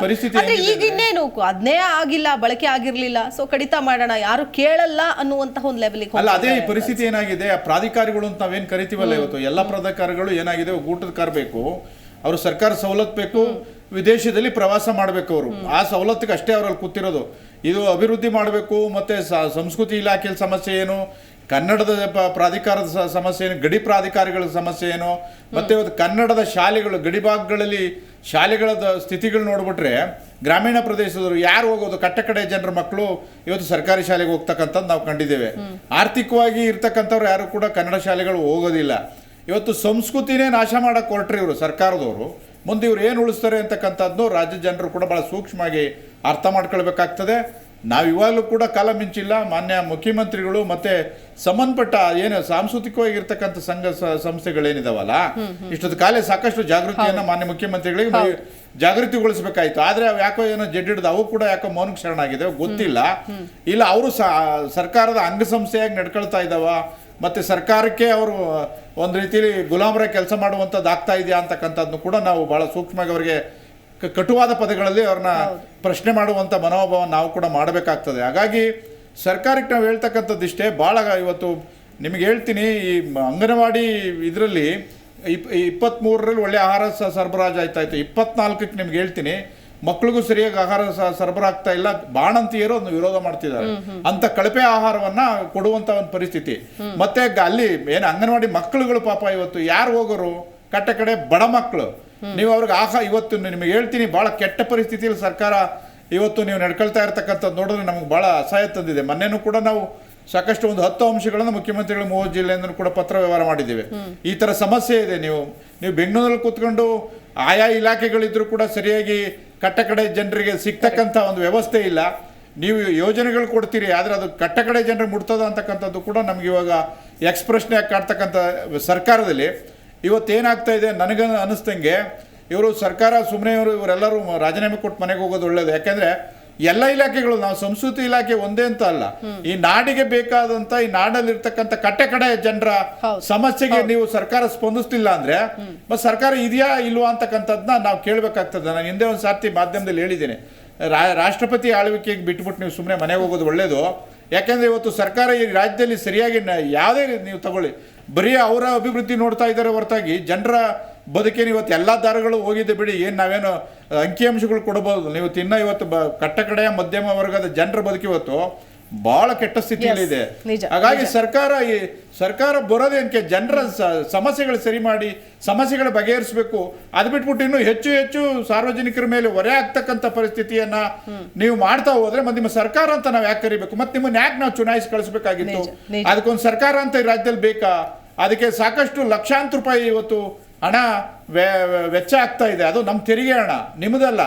ಯಾವ್ದೋ ಆಸೆ ಅದನ್ನೇ ಹೇಳೋದು ನಾವು ಕೂಡ, ನಮ್ಮ ಹಣವನ್ನ ನಮಗೆ ಕೊಡೋದಕ್ಕೆ ಈ ರೀತಿಯ ಕಡಿವಾಣ ಹಾಕಿದ್ರೆ ಎಷ್ಟರ ಮಟ್ಟಿಗೆ ಸರಿ ಅಂತ ಹೇಳಿ. ವಿಶ್ವನಾಥ್ ಅವರು, ಈಗಾಗಲೇ ಕನ್ನಡಿಗರಿಗೆ ಕರ್ನಾಟಕದಲ್ಲೇ ಉದ್ಯೋಗ ಸಿಗ್ತಾ ಇಲ್ಲ ಅನ್ನುವಂಥ ಒಂದು ವಾದ ಇದೆ. ಸೊ ನಾವು ಇದಕ್ಕೆ ಮೀಸಲು ತರ್ತೀವಿ ಉದ್ಯೋಗದಲ್ಲಿ ಕನ್ನಡಿಗರಿಗೆ ಅಂತ ಹೇಳುವಂತಹ, ಇನ್ನೂ ಉತ್ತಮವಾದ ಯೋಜನೆಗಳನ್ನು ಕೊಡ್ತೀವಿ, ಬೇರೆ ಬೇರೆ ಅನುದಾನಗಳನ್ನು ಕೊಡ್ತೀವಿ ಅಂತ ಇದ್ದ ರಾಜಕಾರಣಿಗಳೇ ಈಗ ಕೊಟ್ಟ ಅನುದಾನ ಕೂಡ ವಾಪಸ್ ತಗೊಳ್ತಾ ಇದ್ದಾರೆ. ಸೊ ಯಾವತ್ತೂ ಒಂದು ಮಾತಿದೆ, ಕೊಟ್ಟ ಮೇಲೆ ವಾಪಸ್ ತಗೊಳ್ಬೇಡ. ಅದರಲ್ಲೂ ವಿಶೇಷವಾಗಿ ಕನ್ನಡದ ವಿಚಾರಕ್ಕೆ ಕೊಟ್ಟಂತಹ ಅನುದಾನವನ್ನು ವಾಪಸ್ ತಗೊಳ್ತಾರೆ ಅಂದ್ರೆ ಮುಂದಿನ ದಿನಗಳಲ್ಲಿ ಕನ್ನಡಕ್ಕೆ ಇನ್ನಷ್ಟು ಪ್ರಾತಿನಿಧ್ಯ ಕೊಡ್ತಾರೆ ಅಥವಾ ಯಾವುದೇ ಸರ್ಕಾರಗಳು ಬಂದು ಅಂತ ಅನ್ನುವಂತಹ ಯಾವುದೇ ನಂಬಿಕೆ ಇರ್ತಾ ಇಲ್ಲ. ಜನರಲ್ಲೂ ಕೂಡ ಹೊರಟೋಗ್ತಾ ಇದೆ. ಅಂದ್ರೆ ಸರ್ಕಾರಕ್ಕೂ ಕೂಡ ಇಚ್ಛಾಶಕ್ತಿ ಇಲ್ಲ, ಕನ್ನಡವನ್ನು ಉಳಿಸ್ಬೇಕು, ಬೆಳೆಸಬೇಕು, ಮುಂದಿನ ಪೀಳಿಗೆಗೆ ಕೊಡಬೇಕು ಅಂತ. ನಿಜವಾಗ್ಲೂ ಈಗಿನ ಸರ್ಕಾರ ಇರ್ಬೋದು, ಹಿಂದೆ ಇರುವಂಥ ಸರ್ಕಾರ ಇರ್ಬೋದು, ನಿಜವಾಗ್ಲೂ ಅವ್ರಿಗೆ ನಾಚಿಕೆ ಮಾನ ಮರ್ಯಾದೆ ಇದೆಯಾ ಅಥವಾ ಅವ್ರಿಗೆ ನಿಜವಾಗ್ಲೂ ಕನ್ನಡದ ಮೇಲೆ ಅಭಿಮಾನ ಇದೆಯಾ, ಪ್ರೀತಿ ಇದೆಯಾ? ಅಲ್ಲ ಸ್ವಾಮಿ, 465 ಕೋಟಿ ಏನು ಸಾಲತ್ತೇಳಿ ಕನ್ನಡದ ಉಳಿವಿಗೆ, ಕನ್ನಡದ ಬೆಳವಣಿಗೆಗೆ, ಕನ್ನಡದ ಸಂಸ್ಕೃತಿ ಬಗ್ಗೆ, ಕಲೆಯ ಬಗ್ಗೆ, ಎಲ್ಲದ್ರ ಬಗ್ಗೆನೂ ನೀವು ಉಳಿಸೋದಕ್ಕೆ 465 ಕೋಟಿ ಅಲ್ಲ. ನಾನು ಹೇಳೋದು ಸಾಲದೇ ಇಲ್ಲ, ಅದೇ ಸಾಲ ಅಲ್ಲ. ಇನ್ನು ಅದರಲ್ಲಿ 265 ಕೋಟಿಗೆ ಇಳಿಸ್ತೀರಾ ಅಂದ್ರೆ ನೀವು ಇನ್ಯಾವ ಮಟ್ಟದಲ್ಲಿ ಕನ್ನಡದ ಮೇಲೆ, ಕನ್ನಡಿಗರ ಮೇಲೆ ಪ್ರೀತಿ ಇದೆ ಅನ್ನೋದು ಇದರಲ್ಲೇ ಗೊತ್ತಾಗ್ತಾ ಇದೆ.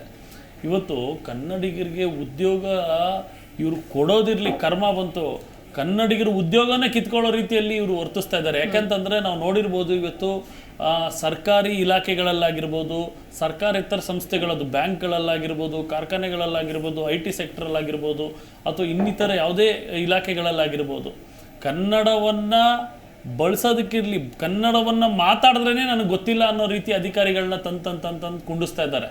ನಾನು ಹೇಳೋದು, ಇನ್ನು ಇವ್ರು ಕನ್ನಡಿಗರಿಗೆ ಉದ್ಯೋಗ ಕೊಡೋದು ಎಲ್ಲಿಗೆ ಬಂತು? ಇವತ್ತು ನಿಜವಾಗ್ಲೂ ಇವ್ರು ಕನ್ನಡದ ಮೇಲೆ ಪ್ರೀತಿ, ಅಭಿಮಾನ, ಗೌರವ ಇದ್ರೆ ಇವರು ತಕ್ಷಣದಲ್ಲೇ ಒಂದು ಜಾರಿಗೊಳಿಸ್ಬೋದಲ್ಲ ಸುಗ್ರೀವಾಜ್ಞೆ. 80% ಕನ್ನಡಿಗರಿಗೆ ಉದ್ಯೋಗವನ್ನು ಮೀಸಲಾತಿ ಮಾಡ್ತೀವಿ, 20% ಮಾತ್ರ ಹೊರ ರಾಜ್ಯದವ್ರಿಗೆ ಕೊಡ್ತೀವಿ ಅಂತ ಹೇಳಿ ಮಾಡ್ಬೋದಲ್ಲ. ಸುಮ್ಮನೆ ಬಾಯಿ ಚಪ್ಪಲಕ್ಕೋಸ್ಕರ ಅಥವಾ ಇವ್ರು ಇನ್ನೇನೋ ಒಂದು ಬೇಳೆಕಾಳನ್ನು ಬೇಯಿಸ್ಕೊಳ್ಳೋದಕ್ಕೋಸ್ಕರ, ಇವರು ಯಾವುದೋ ಒಂದು ಗ್ಯಾರಂಟಿಯ ವಿಚಾರಗಳನ್ನು ಭದ್ರಪಡಿಸ್ಕೊಳ್ಳೋಕ್ಕೋಸ್ಕರ ಈ ಸುಮ್ಮನೆ ಏನೋ ಒಂದು ಹೇಳಬೇಕಲ್ಲ ಜನಕ್ಕೆ, ಅದೇ ತುಪ್ಪ ಏನು ಕಣ್ಣಿಗೆ ಮೂಗಿಗೆ ತುಪ್ಪ ಸೋರೋ ಥರದಲ್ಲಿ ಇವರು ಸುಮ್ಮನೆ ವರ್ತಿಸ್ತಾ ಇರೋದು ಅಷ್ಟೇ ಬಿಟ್ರೆ ಇವ್ರು ಯಾವುದೇ ರೀತಿಯಲ್ಲೂ ಕೂಡ ಕನ್ನಡಿಗರಿಗೆ ಕೆಲಸ ಕೊಡಬೇಕು ಅನ್ನೋ ನಿಟ್ಟಿನಲ್ಲಿ ಏನು ಇವರು ನಿಜವಾಗ್ಲೂ ಆ ಒಂದು ಮನೋಭಾವನೆ ಇದ್ದಿದ್ರೆ ಈ ಹಿಂದೆನೆ 35 ವರ್ಷ ಆಯ್ತು ಸರೋಜಿನಿ ಮಹಿಷಿ ಜಾರಿಗೆ ಬಂದು, ಅರ್ಥ ಆಯ್ತಾ, ಯಾವಾಗ್ಲೂ ಮಾಡ್ಬೋದಾಗಿತ್ತು. ಹಾಗಾಗಿ ಈ ರೀತಿಯಾದಂತಹ ಇವ್ರಿಗೆ ಯಾವುದೇ ಕನ್ನಡಿಗರನ್ನ ಉಳಿಸೋದಕ್ಕಾಗ್ಲಿ, ಕನ್ನಡಿಗರನ್ನ ಬೆಳೆಸೋದಕ್ಕಾಗ್ಲಿ, ಕನ್ನಡಿಗರನ್ನ ಇಲ್ಲಿ ನಿಜವಾಗ್ಲೂ ಕೂಡ ಕನ್ನಡತನವನ್ನ ಬೆಳೆಸೋದಕ್ಕೆ ಇವ್ರಿಗೇನಾದ್ರು ಆಸಕ್ತಿ ಇದ್ದಿದ್ರೆ ಎಷ್ಟು ಬಾರಿ ಗಡಿ ಭಾಗಗಳಲ್ಲಿ ಅನೇಕ ವಿಚಾರದಲ್ಲಿ ಗಡಿ ಭಾಗಗಳಲ್ಲಿ ಏನು ಉದಾಹರಣೆಗೆ ಬೆಳಗಾವಿ ತಗೊಂಡ್ರೆ ಶಿವಸೇನೆಯವರು MES ಅವರು ಖ್ಯಾತೆ ತೆಗಿತಾನೆ ಇದ್ದಾರೆ. ಏನು ಆಕ್ಷನ್ ತಗೊಂಡ್ರು? ಕರ್ನಾಟಕದಲ್ಲಿ ಹೋರಾಟ ಮಾಡುವಂಥ ಕನ್ನಡ ಪರ ಹೋರಾಟಗಾರರಿಗೆ, ಕನ್ನಡ ಪರ ಸಂಘಟನೆಗಳಿಗೆ ಕೇಸ್ಗಳಾಗ್ತಾರೆ. ಇವತ್ತು ಅವ್ರನ್ನ ಒಳಗೆ ಕಳಿಸ್ತಾ ಇರೋತ್ತಾಗಲಿ MES ಶಿವಸೇನೆಯವ್ರನ್ನ ಒಳಗಾಕಿ ಹಾಕಿರೋಂಥ ಉದಾಹರಣೆ ಯಾವ್ದಾದ್ರು ಇದೆಯಾ? ಅಥವಾ ಅವ್ರ ಮೇಲೆ ಕೇಸ್ ಹಾಕಿ ಅಥವಾ ನಿಷೇಧಾಜ್ಞೆ ಮಾಡಿರೋಂಥದ್ದು ಯಾವ್ದಾದ್ರು ಉದಾಹರಣೆ ಇದೆಯಾ? ಅವ್ರನ್ನ ಪರ್ಮನೆಂಟಾಗಿ ಯಾವುದೇ ಕಾರಣಕ್ಕೂ ಕೂಡ ಶಿವಸೇನೆ MES ಅವರು ಕರ್ನಾಟಕದೊಳಗೆ ಬರಬಾರ್ದು ಅಂತ ಹೇಳಿ ನಿಷೇಧ ಮಾಡಿರೋದು ಏನಾದ್ರು ಇದೆಯಾ? ಯಾವುದೂ ಇಲ್ಲ. ಯಾಕಂದರೆ ಇವ್ರುಗಳಿಗೂ ಕೂಡ ಅಲ್ಲಿ ಭಾಗದ ಒಂದು ಹೋಟಿನ ರಾಜಕಾರಣ, ಅಲ್ಲಿರುವಂಥ ರಾಜಕಾರಣಿಗಳು ಏನು ಗಡಿ ಭಾಗದಲ್ಲಿ ಇದ್ದಾರಲ್ಲ, ನಮ್ಮ ಕರ್ನಾಟಕದ ಕೆಲವು ರಾಜಕಾರಣಿಗಳೇ ಎಂತಹ ಒಂದು ಕಂತ್ರಿ ಕೆಲಸ ಮಾಡ್ತಾರಂತಂದರೆ ನಿಜವಾಗ್ಲೂ ಕೂಡ ಘನಘೋರ. ಅದ್ ಕಡೆ ತೊಟ್ಲು ತುಕ್ತಾರೆ, ಇದ್ ಕಡೆ ಮಗುನು ಚುಡ್ತಾರೆ, ಅದ್ ಕಡೆ ಸುಮ್ಮನೆ ಹೇಳಿಕೆ ಕೊಡ್ತಾರೆ, ಇದ್ ಕಡೆ MES ಶಿವಸೇನೆಯವ್ರಿಗೆ ಸಪೋರ್ಟು ಮಾಡ್ತಾರೆ. ಹಾಗಾಗಿ ಈ ರೀತಿಯಾಗಿ ಗಡಿ ಭಾಗಗಳಲ್ಲಿರುವಂತಹ ಕನ್ನಡದ ಶಾಲೆಗಳನ್ನು ಅಭಿವೃದ್ಧಿಗೊಳಿಸೋದು, ಕನ್ನಡದ ಶಾಲೆಗಳನ್ನು ಉಳಿಸೋದು, ಕನ್ನಡ ಶಾಲೆಗಳನ್ನು ಬೆಳೆಸೋದು ಮತ್ತು ಕರ್ನಾಟಕದಲ್ಲಿ ಕನ್ನಡಿಗರಿಗೆ 80% ಕನ್ನಡ ಉದ್ಯೋಗವನ್ನು ಕೊಡೋ ನಿಟ್ಟಿನಲ್ಲಿ ಮತ್ತು ಎಲ್ಲ ನಾಮಫಲಕಗಳು ಇವತ್ತು ಕೂಡ ಸುಗ್ರೀವಾಜ್ಞೆ ಅಂತ ಜಾರಿಗೊಳಿಸಿದ್ರು. ಇವತ್ತು ಕೆಲವೊಂದು ಭಾಗಗಳಲ್ಲಿ ನಾಮಫಲಕಗಳಿಲ್ಲ. ಕನ್ನಡ ಪರ ಹೋರಾಟಗಾರರು, ಕನ್ನಡ ಪರ ಸಂಘಟನೆ ಹೋರಾಟ ಮಾಡಿಬಿಟ್ರೆ ಕೇಸ್ ಹಾಕ್ಬಿಡ್ತಾರೆ. ಅದೇ ಅವ್ರು ಏನಾದ್ರು ಬೋರ್ಡ್ ಹಾಕಿಲ್ಲ ಅಂದ್ರೆ ಒಂದು ಕೇಸ್ ಬೀಳಲ್ಲ. ಏನು ಭ್ರಷ್ಟಾಧಿಕಾರಿಗಳು ಅವ್ರ ಜೊತೆ ಒಂದು 500,000 ಇಸ್ಕೊಂಡಿದ್ದ ತಕ್ಷಣ ಸುಮ್ಮನಾಗ್ಬಿಡ್ತಾರೆ. ಹಾಗಾಗಿ ಈ ನಿಟ್ಟಿನಲ್ಲಿ ಸರ್ಕಾರದವರು ಪ್ರಾಮಾಣಿಕತೆಯಿಂದ ಕನ್ನಡದ ಉಳಿವಿಗೆ, ಈ ನಾಡು ನೆಲ ನುಡಿ ಜಲ ಭಾಷೆಗೆ ದೃಢವಾಗಿ ನಿಲ್ಲಬೇಕು ಅಂತ ಹೇಳಿ ಈ ನಿಟ್ಟಿನಲ್ಲಿ ಸರ್ಕಾರಕ್ಕೆ ಹೇಳಕ್ಕೆ ಇಚ್ಛೆ ಪಡ್ತೀವಿ. ಓಕೆ ರಾಘವೇಂದ್ರ ಅವರು, ಅಂದ್ರೆ ಈಗ ಪ್ರತಿ ವರ್ಷ ನಾವು ಕನ್ನಡ ಸಾಹಿತ್ಯ ಸಮ್ಮೇಳನವನ್ನು ನಡೆಸ್ತಾ ಇದ್ವಿ. ಬರಗಾಲ ಅನ್ನೋ ಕಾರಣಕ್ಕೆ ಕಳೆದ ಬಾರಿ ಅದನ್ನು ಕೂಡ ಆಯೋಜನೆ ಮಾಡಲಿಲ್ಲ. ಜಿಲ್ಲಾ ಸಮ್ಮೇಳನಗಳನ್ನು ಅಲ್ಲಿನ ಜನರ ಹತ್ರನೇ ದುಡ್ಡನ್ನು ಕಲೆಕ್ಟ್ ಮಾಡಿ ಆಯೋಜನೆ ಮಾಡಲಾಯಿತು. ಸೊ ಈ ಬಾರಿ ಒಂದಷ್ಟು ಉತ್ಸುಕತೆ ತೋರಿಸ್ತು ಪ್ರಾರಂಭದಲ್ಲಿ ಸರ್ಕಾರ. ಓಕೆ, ಈ ಬಾರಿ ನಾವು ಸಮ್ಮೇಳನ ಮಾಡ್ತೀವಿ ಅಂತ 30 ಕೋಟಿ ಸಾಹಿತ್ಯ ಪರಿಷತ್ ಇದಕ್ಕೆ ಅನುದಾನ ಕೇಳಿದ್ರೆ 10 ಕೋಟಿ ಕೊಡ್ತೀವಿ ಅಂತ ಹೇಳಿದ್ದಾರೆ. ಇದು ಸಾಕಾಗೋದಿಲ್ಲ ಅಂದ್ರೆ ಕೊಟ್ಟರು ಒಂದೇ, ಕೊಡದೇ ಇದ್ರು ಒಂದೇ. ಅಂದ್ರೆ ಇವ್ರು ಮಾಡ್ಲಿ ಅಂತ ಕೊಡ್ತಾರೋ, ಮಾಡಬೇಡಿ ಅಂತ ಕೊಡ್ತಾರೋ, ಯಾವ ಕಾರಣ ಕೊಡ್ತಾರೋ ಗೊತ್ತಿಲ್ಲ. ಏನು ಹೇಳ್ತೀರಿ? ಅಲ್ಲ, ಅವಾಗ ಮೊದಲೇ ಉತ್ಸವ ಯಾಕೆ ತೋರಿಸ್ತು ಕನ್ನಡಿಗರ ಮೇಲೆ ಅಂದರೆ ಎಲೆಕ್ಷನ್ಗಳಿತ್ತಲ್ವಾ, ಕನ್ನಡಿಗರು ಓಟ್ ಬೇಕಾಗಿತ್ತು. ಹಾಗಾಗಿ ಕನ್ನಡ ನಮ್ಮದು ಉತ್ಸವಗಳನ್ನು ತೋರಿಸಿದ್ರು. ಉತ್ಸವ ತೋರಿಸಿ ಅವ್ರಿಗೆ ಮುಗಿ ತುಪ್ಪ ಸವರೋ ಕೆಲಸ ಮಾಡಿದರು. ಈಗ ಕನ್ನಡ ಮತ್ತು ಸಂಸ್ಕೃತಿ ಇಲಾಖೆಗೆ 431 ಕೋಟಿ ಇರೋದನ್ನ 265 ಕೋಟಿ ಅಂತ ಇದೆ. ಆ 265 ಕೋಟಿನೂ ನೇರವಾಗಿ ಕನ್ನಡದ ಕೆಲಸಕ್ಕೆ ಬಳಕೆ ಆಗಲ್ಲ. ಅಲ್ಲೂ ದೊಡ್ಡ ಹೆಗ್ಗಣಗಳು ಎಲ್ಲ ಇದ್ದಾವೆ. ಅವರೆಲ್ಲ ತಿಂದು ಅವ್ರು ಮಿಕ್ಕಿರೋ ಚಿಪ್ಪು ಮಾತ್ರ ಕನ್ನಡಿಗರು ಬರುತ್ತೆ. ಇವತ್ತು ಏನು 265 ಕೋಟಿನೂ ಬಂದ್ಬಿಡುತ್ತೆ ಅಂತ ನಾವು ಖುಷಿ ಪಡಬೇಕಾಗಿಲ್ಲ. ಇಲ್ಲಿ ಆ 265 ಕೋಟಿಯಲ್ಲೂ ನಮ್ಮ ಪ್ರಕಾರ ಒಂದು 200 ಕೋಟಿ ಹೋಗ್ಬಿಡುತ್ತೆ. 65 ಕೋಟಿ ಮಾತ್ರ ಏನಾದ್ರು ಬಳಕೆ ಆದರೆ, ಆ ರೀತಿ ಪರಿಸ್ಥಿತಿ ಇವತ್ತಿದೆ. ಅದರಲ್ಲೂ ಸಹ ಇವರು ಕಡಿತ ಮಾಡಿ ಇವತ್ತು ರಾಜಾರೋಷವಾಗಿ ಒಂದು ಇಲಾಖೆಯ ದುಡ್ಡನ್ನು ಇನ್ನೊಂದು ಅವರ ವೈಯಕ್ತಿಕ ಬಾರ್ಗಳಿಗೆ, ಒಂದು ವಾಲ್ಮೀಕಿ ಅನ್ನೋ ಒಂದು ನಾವು ದೇವ್ರ ಥರ ಪೂಜೆ ಮಾಡುವಂಥ ಆ ಒಂದು ವಾಲ್ಮೀಕಿ ಸಮುದಾಯದ ಒಂದು ಇದರಿಂದ ದುಡ್ಡನ್ನು ಇವರು ಬಾರ್ಗಳು, ಪಬ್ಗಳಿಗೆ ಟ್ರಾನ್ಸ್ಫರ್ ಮಾಡಿಬಿಟ್ಟು ತಗೊತಾರೆ. ಅದನ್ನು ಸಹ ತುಟಿ ಬಿತ್ತೆಲ್ಲ ಮುಖ್ಯಮಂತ್ರಿಗಳು. ಈ ರೀತಿ ಒಂದು ದರೋಡೆ ಮಾಡ್ತಾ ಇದೆ ಕರ್ನಾಟಕ ಸರ್ಕಾರ ಇವತ್ತು ಅಂತ ಅಂದಾಗ ಏನು ಹೇಳೋದ ಪರಿಸ್ಥಿತಿ. ಇವತ್ತು ಕನ್ನಡನೂ ಬೇಕಾಗಿಲ್ಲ, ಯಾವುದೂ ಬೇಕಾಗಿಲ್ಲ. ಅವ್ರು ಇಡೀ ನಮ್ಮ ಕರ್ನಾಟಕದಿಂದ ಇವತ್ತೇನಾಗಿದೆ, ಇಡೀ ಭಾರತದ ದೇಶದ ಕಾಂಗ್ರೆಸ್ಸನ್ನು ಉದ್ಧಾರ ಮಾಡ್ತಾ ಇದ್ದಾರೆ. ನಮ್ಮದು ಕರ್ನಾಟಕ ದುಡ್ಡು ಇಡೀ ದೇಶ ಇವತ್ತು ರಾಹುಲ್ ಗಾಂಧಿ ಅವರು ಇವೆಲ್ಲ ನೇರವಾಗಿ ಹೋಗ್ಬೋದೇನೋ ಗೊತ್ತಿಲ್ಲ ಇವೆಲ್ಲ. ಯಾಕಂದರೆ ಏನು ಇವರು ಕನ್ನಡ, ಇವ್ರು ನೋಡ್ರಿ, ನಮ್ಮ ತಾಯಿ ನಾವು ಮುಖ್ಯ. ನಮ್ಮ ತಾಯಿ ಭುವನೇಶ್ವರಿ, ನಾವು ಪೂಜೆ ಮಾಡ್ತೀವಿ. ನಮ್ಮ ತಾಯಿ ಫಸ್ಟು ನಮ್ಮ ತಾಯಿ, ಅದಾದಮೇಲೆ ದೊಡ್ಡಮ್ಮ ಚಿಕ್ಕಮ್ಮ ಬೇರೆಯವರಲ್ಲ. ಈಗ ನಮ್ಮ ತಾಯಿನೇ ಉಳಿಸ್ಕೊಳ್ಳೋಕೆ ಇವ್ರ ನೈತಿಕತೆನೇ ಇಲ್ಲ, ಇವ್ರ ಹತ್ರ ಒಂದು ದುಡ್ಡಿಲ್ಲ ಅಂದಾಗ ಇನ್ನು ಬೇರೆ ಏನು ಅಭಿವೃದ್ಧಿ ಮಾಡ್ತಾರೆ? ಇವತ್ತು ನೋಡಿ, ನೀವು ಯಾವುದೇ ರಸ್ತೆಗೆ ಹೋಗ್ರಿ, 2 ವೀಲರ್ಗಳು ದಿನ ಇಬ್ಬರಿಬ್ರು ಸಾಯ್ತಾರೆ. ಎಲ್ಲ ರಸ್ತೆ ಗುಂಡಿಗಳು. ನೀವು ಹೋಗಿ ಏನಾದ್ರು ಮಹಾನಗರ ಪಾಲಿಕೆ ಕಮಿಷನರ್ ಕೇಳಿಸಿದ್ರೆ 425 ಗುಂಡಿ ಇದೆ. ಇವರೇನೋ ಹೋಗಿ ಲೆಕ್ಕ ಮಾಡ್ಕೊ ಬಂದಂಗೆ. ನಮ್ಮದು ಬರಲಿ ಒಂದು ರಸ್ತೆಯಲ್ಲಿ, ಇಲ್ಲಿಂದ ನೀವು ಬೇರೆ ಏನು ಬೇಡ, ಮಹಾತ್ಮ ಗಾಂಧಿ ರಸ್ತೆಯಿಂದ ನೀವು ಟ್ರಿನಿಟಿ ಬರೋಳಗಡೆ ಬೇಕಾದ್ರೆ 10 ಗುಂಡಿ ಸಿಗ್ತವೆ ಇಂಥ ಒಂದು ರೋಡಲ್ಲಿ. ವಿಧಾನಸೌಧ ಮುಂದೆ ಗುಂಡಿಗಳಿದ್ದಾವೆ. ಇವತ್ತು ನೋಡಿ ಇದೇನು ಕಾಂಕ್ರೀಟ್ ರಸ್ತೆ, ಇವತ್ತು ಮಳೆ ಬರ್ತಾ ಇಲ್ಲ ಬೆಂಗಳೂರಲ್ಲಿ, ಈ ಥರ ಒಂದು ಸೆಕೆ ಯಾವತ್ತೂ ಆಗದಂಗೆ ಗುಲ್ಬರ್ಗ ಬೀದರ್ ಥರ ಸೆಕೆ ನಮ್ಗೆ ಯಾಕಾಯಿತು ಅಂದರೆ ಈ ಒಂದು ಸಿಮೆಂಟ್ ರಸ್ತೆಗಳು ಮಾಡಿದಾಗ ಆ ಶಾಖ. ಇವತ್ತು ಸಿಮೆಂಟ್ ರಸ್ತೆಗಳಲ್ಲ, ಈ ಏನು ನಾವು ಏನು ಕಾಲುವೆಗಳು ನೀರು ಹೋಗೋದಕ್ಕೆ ಇರ್ತಾವಲ್ವ, ಆ ಚಿರಂಡಿಗಳನ್ನ ಸಾಮಾನ್ಯ ಸಿಮೆಂಟ್ ಮಾಡ್ತಾರೆ. ಸಿಮೆಂಟ್ ಮಾಡಿದ್ರೆ ನೀರಲ್ಲಿ ಹಿಂಗುತ್ತೆ. ಇವತ್ತು ಎಲ್ಲಿ ಪರಿಸರದ ಬಗ್ಗೆ ಕಾಳಜಿ ಇಲ್ಲ ಸರ್ಕಾರಗಳಿಗೆ. ಈಗೇನೋ ನಿನ್ನೆ ಪರಿಸರ ಉಳಿಸೋದ್ರ ಬಗ್ಗೆ CM ಗರಂ ಆಗಿದಾರಂತೆ, ಪೇಪರಲ್ಲಿ ಬಂದಿದೆ. ಪರಿಸರ ಉಳಿಸಿದ್ರೆ ಇಲ್ರಿ, ಬರಗಾಲ ಬಂದಿದೆ. ಇವತ್ತು ನೋಡಿ ಮಾಧ್ಯಮಗಳಲ್ಲಿ ಇವತ್ತು ನಮ್ಮ ದುರಂತ ಹೆಂಗಾಗಿದೆ ಸರ್, ಅದ್ರ ಬಗ್ಗೆ ಮಾತಾಡೋಣ. ಕೃಷ್ಣೇಗೌಡ್ರು, ಈಗ ನೋಡ್ತಾ ಇದೀವಿ, ಈಗ ಕನ್ನಡ ಸಾಹಿತ್ಯ ಸಮ್ಮೇಳನ ಅಂತಂದಾಗ ಅದೊಂಥರ ನುಡಿ ಹಬ್ಬ, ನುಡಿ ಜಾತ್ರೆ ಅಂತ ಹೇಳ್ತೀವಿ. ಅಟ್ಲೀಸ್ಟ್ ಕನ್ನಡದ ಅಭಿಮಾನ ಇರೋರು ಅಥವಾ ಅನೇಕ ಜನ ಹೋಗುವಂಥವ್ರು ಇದ್ದಾರೆ ಈ ಸಮ್ಮೇಳನಕ್ಕೋಸ್ಕರನೇ. ಅದಕ್ಕೆ ಅಂತ ಒಂದು ಅಧ್ಯಕ್ಷರು ಇರ್ತಾರೆ, ಈಗಾಗಲೇ ಅರ್ಜಿನ ಕರೆದಿದ್ದಾರೆ. ಅಂದ್ರೆ ಇಂತಹ ಒಂದು ಕಾರ್ಯಕ್ರಮಗಳಿಗೆ ಕೊಕ್ಕೆ ಹಾಕೋದ್ರಿಂದ ಜನರಲ್ಲೂ ಕೂಡ ಆ ಭಾವನೆ ಮೂಡುತ್ತೆ. ಸೊ ಸರ್ಕಾರಕ್ಕೆ ಇದರಲ್ಲಿ ಆಸಕ್ತಿ ಇಲ್ಲ ಅನ್ನುವಂಥ ನಿಟ್ಟಿನಲ್ಲಿ ಏನ್ ಹೇಳ್ತೀರಿ ಸರ್? ನೋಡಿ, ಉತ್ಸವಗಳೆಲ್ಲ ನಡೆಯೋದು ಮುಂದಿನ ಯುವ ಪೀಳಿಗೆಗಳಿಗೆ ಮಾರ್ಗದರ್ಶನ. ಹೌದು. ಮುಂದೆ ಮಕ್ಕಳಿಗೆ ಅದು ಉತ್ಸವಗಳು ಮಾಡದೆ ಮುಂದಿನ ಯುವ ಪೀಳಿಗೆಗೆ ಶಾಶ್ವತವಾಗಿ ನೀವು ಉಳಿಬೇಕು. ಮತ್ತೆ ಮುಂದೆ ಯುವ ಪೀಳಿಗೆ ಅದನ್ನ ನಡೆಸ್ಕೊಂಡು ಹೋಗ್ಬೇಕು. ಮತ್ತೆ ನಮ್ಮ ಪರಂಪರೆ, ನಮ್ಮ ಇತಿಹಾಸವನ್ನ ಸಾರ್ಲಿಕ್ಕೆ ಉತ್ಸವಗಳು, ಕೆಲವೆಲ್ಲ ಕಾರ್ಯಕ್ರಮಗಳು ಮಾಡ್ತಕ್ಕಂಥದ್ದು ಕರ್ನಾಟಕದಲ್ಲಿ ಇಂದಲಿಂದ ನಡ್ಕೊಂಡ್ ಬಂದಿದೆ, ಮುಂದೆನೂ ನಡ್ಕೊಂಡು ಹೋಗ್ಬೇಕು ಅನ್ನುವಂಥ ಕಲ್ಪನೆ ಇದೆ. ನಮ್ಮೆಲ್ಲರೂ ಕೂಡ ಆ ಕಾತರತೆ ಇದೆ. ಆದರೆ ನನಗೆ ಭಾಳ ಕಾಡ್ತಕ್ಕಂಥದ್ದು ಏನಂದರೆ, ಮೇಡಮ್ ಅವರೇ, ಇವತ್ತು ಸರ್ಕಾರ ಇವತ್ತು ಭಾಳ ಕೆಟ್ಟ ಪರಿಸ್ಥಿತಿಯಲ್ಲಿ ನಡೀತಾ ಇದೆ ಅಂತಕ್ಕಂಥದ್ದು ಜನರು ಭಾಳ ಕೆಟ್ಟದಾಗಿ ಮಾತಾಡುವಂಥದ್ದು ನಾವು ಕಾಣ್ತೇವೆ ಜನಸಾಮಾನ್ಯರಲ್ಲಿ. ಈ ಉತ್ಸವಗಳನ್ನು ಮತ್ತು ಈ ಕಾರ್ಯಕ್ರಮಗಳನ್ನು ಸಾಂಸ್ಕೃತಿಕವಾಗಿ ಯಾಕೆ ನಾವು ಪರಂಪರೆಯನ್ನು ಉಳಿಸ್ಕೊಳ್ಬೇಕು, ಯಾಕೆ ಇಷ್ಟೆಲ್ಲ ಚರ್ಚೆಗಳು ಮಾಡಬೇಕು ಅಂದರೆ, ಸರ್ಕಾರ ಇವತ್ತೇನಾಗಿದೆ, ಇವತ್ತು ಈ ಉತ್ಸವಗಳನ್ನು ನಡೆಸಲಿಕ್ಕೆ ನಿಮಗೆ ಬೇರೆ ಬೇರೆದಕ್ಕೆಲ್ಲ ನೀವು ಕಾರ್ಯಕ್ರಮ ಮಾಡಲಿಕ್ಕೆ ಸಾಕಷ್ಟು ಕೋಟಿಗಟ್ಟಲೆ ಖರ್ಚು ಮಾಡ್ತೀರಿ. ಆದರೆ ನಿಮ್ಗೆ ಅದು ಎಲ್ಲಿಂದ ಬರ್ತದೆ ನಮಗೆ ಗೊತ್ತಿಲ್ಲ. ಆದರೆ ಇಂಥ ಕನ್ನಡದ ಕಾರ್ಯಕ್ರಮ, ಉತ್ಸವಗಳು ಇತಿಹಾಸದಲ್ಲಿ ಉಳಿತಕ್ಕಂಥವು, ಮತ್ತು ಮುಂದೆ ಯುವ ಪೀಳಿಗೆಗೆ ಒಂದಿಷ್ಟು ಜಾಗೃತಿಗೊಳಿಸ್ತಕ್ಕಂಥ ಒಂದು ಇತಿಹಾಸವನ್ನು ಸೃಷ್ಟಿ ಮಾಡ್ತಕ್ಕಂಥ ಸಂದರ್ಭಗಳಲ್ಲಿ ನೀವು ಅನುದಾನಗಳನ್ನು ಬೇರೆ ಬೇರೆದಕ್ಕೆ ಬಳಸ್ಕೊಂಡು ನೀವು ಏನನ್ನು ಮಾಡ್ಲಿಕ್ಕೆ ಹೊರಟಿದ್ದೀರಿ, ಏನೇನು ಹೇಳಲಿಕ್ಕೆ ಹೊರಟಿದ್ದೀರಿ, ಏನನ್ನು ತೋರಿಸ್ಲಿಕ್ಕೆ ಹೊರಟಿದ್ದೀರಿ, ಇವತ್ತು ಭಾಳ ಪ್ರಶ್ನೆಯಾಗಿ ಕಾಡ್ತಿದೆ. ಈ ಉತ್ಸವಗಳನ್ನು ನಾವು ಕಾಣಬೇಕು ಅಂದರೆ ಮುಂದೆ ಈ ಸರ್ಕಾರಗಳು ಅದೇನೇನು ಮಾಡ್ತದೋ ಇನ್ನೂ ನಮಗೆ ಪ್ರಶ್ನೆಯಾಗಿ ಕಾಡ್ತದೆ. ಕಾರಣ ಯಾಕೆಂದರೆ ಅನುದಾನಗಳು ಅಂತಕ್ಕಂಥದ್ದು ನಾವೇನು ಇವಾಗ ಪದೇ ಚರ್ಚೆ ಮಾಡ್ತಾ ಇದ್ದೀವಲ್ಲ ಮೇಡಮ್, ಅನುದಾನವನ್ನು ಇವರು ಯಾವುದು ಕೂಡ ಸಾಮಾಜಿಕವಾಗಿ ಪರಂಪರೆ ಉಳಿಸ್ಲಿಕ್ಕಾಗಲಿ, ನಾಡಿನ ಜನರನ್ನು ಉಳಿಸ್ಲಿಕ್ಕಾಗಲಿ, ಮತದಾರನ ಉಳಿಸ್ಲಿಕ್ಕಾಗಲಿ, ನಮ್ಮ ಸಂಸ್ಕೃತಿನ ಉಳಿಸ್ಲಿಕ್ಕಾಗಲಿ ಇವತ್ತು ಯಾವುದೇ ಸಚಿವರಿಗಾಗಲಿ ಶಾಸಕರಿಗಾಗಲಿ ಇಚ್ಛಾಶಕ್ತಿ ಇಲ್ಲ. ಅದು ಯಾಕೆ ಅಂತ, ಅದಕ್ಕೊಂದು ಇಲಾಖೆ ಯಾಕೆ ಬೇಕು, ಅದಕ್ಕೊಂದಷ್ಟು ಜನ ಅಧಿಕಾರಿಗಳು ಯಾಕೆ ಬೇಕು, ಅದಕ್ಕೆ ಯಾಕೆ ಸಂಬಳ ಕೊಡಬೇಕು, ಮತ್ತು ಅದೆಲ್ಲ ಜನರ ದುಡ್ಡೇ, ಆ ಇಲಾಖೆನೇ ತೆಗೆದು ಬಿಡ್ಲಿ ಅತ್ತಾಗೆ, ಅನುದಾನ ಕೊಡಲ್ಲ ಅಂದ್ರೆ ಯಾಕೆ ಬೇಕು ಅಂತ. ಅವ್ರನ್ನೆಲ್ಲ ಯಾಕೆ ಇಟ್ಕೊಂಡವ್ರೆ ಅಂದ್ರೆ ಅವ್ರ ಮಧ್ಯವರ್ತಿಗಳು. ಇವ್ರು ವ್ಯವಹಾರ ಮಾಡ್ಲಿಕ್ಕೆ ಹಣ ಯಾವ ರೀತಿ ಯಾರ್ಯಾರ ಖಾತೆಗೆ ಯಾವ ರೀತಿ ವರ್ಗಾವಣೆ ಮಾಡಬೇಕು, ಇವ್ರು ಅಧಿಕಾರಿನ ಇಟ್ಕೊಂಡಿರೋದೇ ಇವ್ರು. ಅದಕ್ಕೆ ಇವರು ನಮ್ಮ ಜನಸಾಮಾನ್ಯರ ಕೆಲಸ ಮಾಡ್ಲಿಕ್ಕೆಲ್ಲ ಅಧಿಕಾರಿಗಳನ್ನ ಸಂಬಳ ಕೊಟ್ಟಿಟ್ಟಿರೋದು. ಜನಸಾಮಾನ್ಯರಿಗೆ ಸವಲತ್ತು ಕೊಡಬೇಕು ಅಂತ ಅಲ್ಲ. ಅಧಿಕಾರಿಗಳಿಗೆ ಅದು ಗೊತ್ತೇ ಇಲ್ಲ, ಮರ್ತುಬಿಟ್ಟಿದ್ದಾರೆ. 15ರಿಂದ 20 ವರ್ಷದ ನೀವು ಇದನ್ನು ತಗೊಂಡಾಗ ಬಂದಿದ್ದ ಸರ್ಕಾರಗಳೆಲ್ಲ ಬರೀ ಅಧಿಕಾರಿಗಳಿಂದ ಯಾವ್ಯಾವ ರೀತಿ ಅಕ್ರಮವಾಗಿ ಹಣವನ್ನು ಬೇರೆ ಬೇರೆ ಇದಕ್ಕೆ ನಾವು ಬಳಸ್ಕೊಳ್ಬೋದು ಅಂತಕ್ಕಂಥ ಒಂದು ಇದಕ್ಕೆ ಏಜೆಂಟ್ಗಳನ್ನಾಗಿ ಅಧಿಕಾರಿಗಳನ್ನ ಇಟ್ಕೊಂಡವ್ರು. ಅಧಿಕಾರಿಗಳು ಕೂಡ ಕನ್ನಡದವರು ಆದರೂ ಕೂಡ ಅವರಿಗೆ ಯಾವುದೇ ಅಭಿಮಾನ ಇಲ್ಲ. ಮತ್ತೆ ನೋಡಿ, ಅವರು ಕೂಡ ಗ್ರಾಮೀಣ ಪ್ರದೇಶ ಎಲ್ಲರೂ ಏನು ಇದು ವೈಭವದ ಜೀವನದಲ್ಲಿ ಬಂದಾರಲ್ಲ, ಅವರು ಕೂಡ ಗ್ರಾಮೀಣ ಪ್ರದೇಶದಿಂದ ಬಂದಂಥ ಅಧಿಕಾರಿಗಳು ಸುಮಾರು ಜನ ಇದ್ದಾರೆ. ಯಾಕೋ ಏನೋ ಗೊತ್ತಿಲ್ಲ, ಅಧಿಕಾರ ಸಿಕ್ಕಿದ ತಕ್ಷಣ ನಮ್ಗೆ ಇರೋವಂಥ ಅವಕಾಶವನ್ನ ಒಂದು ಒಳ್ಳೇದಕ್ಕೆ ಬಳಸ್ಕೊಳ್ಳೋಣ, ಸಾಮಾಜಿಕವಾಗಿ ಬಳಸ್ಕೊಳ್ಳೋಣ, ಅಧಿಕಾರ ಸಿಕ್ಕಿದೆ ಸೇವೆ ಮಾಡೋಣ ಅಂತಕ್ಕಂಥ ಮನೋಭಾವನ ಹುಡ್ಕಕ್ಕೆ ಹೋದ್ರೆ ನೀವು ಅಧಿಕಾರಿಗಳೆಲ್ಲ ಅದಿಲ್ಲ.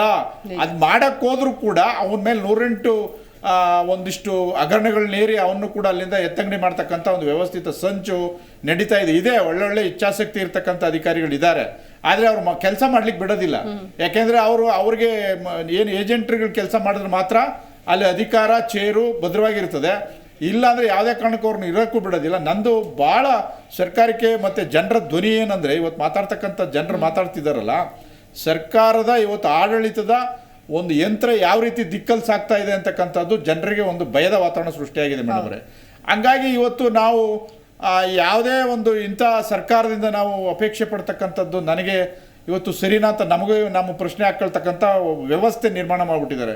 ಅದ್ರ ಜೊತೆಗೆ ಯಾರೇ ಧ್ವನಿ ಆಗಲಿ ನೋಡಿ, ನಿಮ್ಗೆ ಹೇಳ್ತೀನಿ, ಇತ್ತೀಚೆಗೆ ಅದನ್ನು ಯಾವ ರೀತಿ ದಮನ ಮಾಡಬೇಕು ಅಂತಕ್ಕಂಥ ಒಂದು ಶಕ್ತಿ, ಪಟಬದ್ಧ ಶಕ್ತಿಗಳು ಕೆಲಸ ಮಾಡ್ತಕ್ಕಂಥ ನಾವು ನೋಡ್ತಾ ಇದ್ದೇವೆ. ಅಂದರೆ ಮುಂದೆ ನಾವು ಸರ್ಕಾರದಿಂದ ಏನು ನಿರೀಕ್ಷೆ, ಆಮೇಲೆ ಈ ಸರ್ಕಾರನೇ ಅಲ್ರ ಇನ್ನು ಮುಂದೆ ಬರ್ತಕ್ಕಂಥ ಸರ್ ನೀನು 5 ವರ್ಷ ನೀನ್ ಮಾಡು, 5 ವರ್ಷ ನಾನ್ ಮಾಡ್ತೀನಿ, ನೀನೊಂದು ವರ್ಷ ಹೊಡ್ಕೊಂಡೋಗು, ನಾನೊಂದು ವರ್ಷ ಎಲ್ಲ ಹೊಡ್ಕೊತೀನಿ. ಒಂದೇ ಒಟ್ನಲ್ಲಿ ಜನರನ್ನ ಹೆಂಗೆ ಟೋಪಿ ಯಾವ ತರ ಹೋಲಿಸ್ಬೇಕು, ಯಾವ ತರ ಮೂರ್ಕೂರು ಮಾಡಬೇಕು, ಚುನಾವಣೆ ಟೈಮ್ನಲ್ಲಿ ಯಾವ ರೀತಿ ನಾವು ಗೆಲ್ಲಬೇಕು ಅನ್ನುವಂಥ ತಂತ್ರಗಾರಿಕೆನ ಚೆನ್ನಾಗಿ ಅವ್ರು ಮೈಗೂಡಿಸ್ಕೊಂಡವ್ರೆ. ನಾವು ಮತದಾರರು ವಿಶೇಷವಾಗಿ ಜಾಗೃತರಾಗಲಿಲ್ಲ ಅಂತ ಇಂಥ ಸಂದರ್ಭಗಳಲ್ಲಿ ಅಂದರೆ ಇಂಥ ಸರ್ಕಾರಗಳು, ನೀಚ ಸರ್ಕಾರಗಳು ಬರ್ತವೆ, ಲೂಟಿ ಹೊಡ್ಕೊಳ್ತಾರೆ.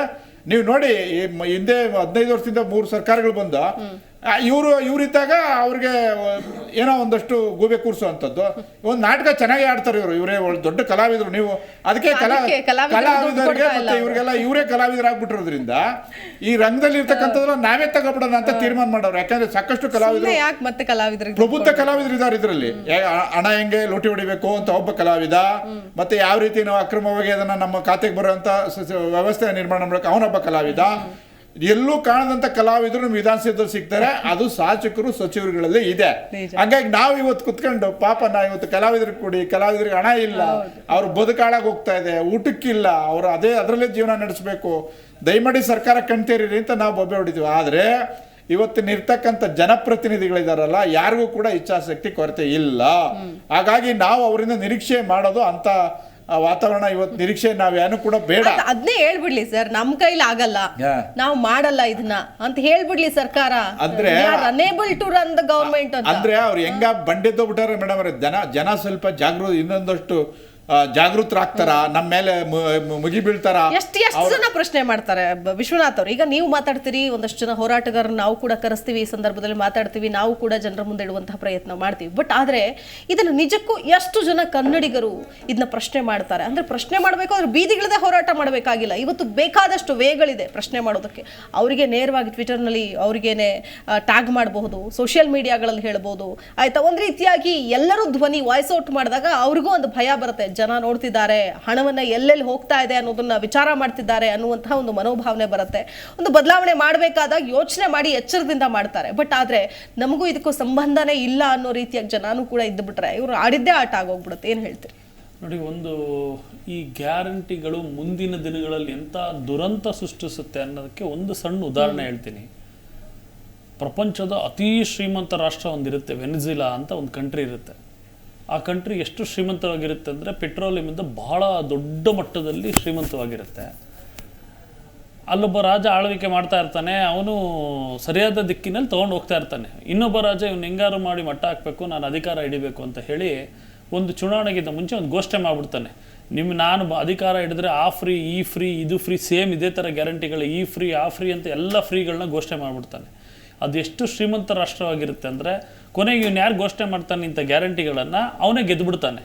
ಗೆದ್ದು ಕೆಲವು ವರ್ಷಗಳಲ್ಲೇ ಅದು ಎಂಥ ದುರಂತಕ್ಕೆ ಹೋಗುತ್ತೆ ಅಂದರೆ ಕಂಟ್ರಿ ಇವತ್ತಿಗೂ ನೀವು ನೋಡ್ಬೋದು, ಇವತ್ತಿಗೂ ಇದು ಕೊಲೆ, ಸುಲಿಗೆ, ಭ್ರಷ್ಟಾಚಾರ ಅನ್ನೋದು ತಾಂಡವಾಡ್ತಾ ಇದೆ ಮತ್ತು ಇವತ್ತಿಗೆ ಕಡು ಬಡ ರಾಷ್ಟ್ರವಾಗಿ ಹೋಗ್ಬಿಟ್ಟಿದೆ. ಅಂದರೆ ನಾನು ಹೇಳ್ತಾ ಇರೋವಂಥದ್ದು, ಇವರು ಗ್ಯಾರಂಟಿಗಳು ಅಧಿಕಾರದ ಆಸೆ, ಅಧಿಕಾರದ ದುರಾಸೆ, ಅಧಿಕಾರದ ಲಾಲಸೆಗೆ ಈ ರೀತಿಯಾದಂತಹ ಗ್ಯಾರಂಟಿಗಳನ್ನು ಘೋಷಣೆ ಮಾಡಿ ಆ ಗ್ಯಾರಂಟಿಗಳಿಗೋಸ್ಕರ ಹೆಂಗಾದ್ರೂ ಮಾಡಿ ಹಣ ಹಂಚಬೇಕು ಅಂತ ಹೇಳಿ ಇವ್ರದ್ದು ಖಜಾನೆಯಿಂದ ತೊಗೊಂಬಂದು ಏನು ಕೊಡಲ್ಲ, ಮತ್ತೆ ಜನಗಳ ತಲೆ ಮೇಲೇ ಕೈ ಇಡುವಂಥ ಕೆಲಸ ಮಾಡ್ತಾರೆ.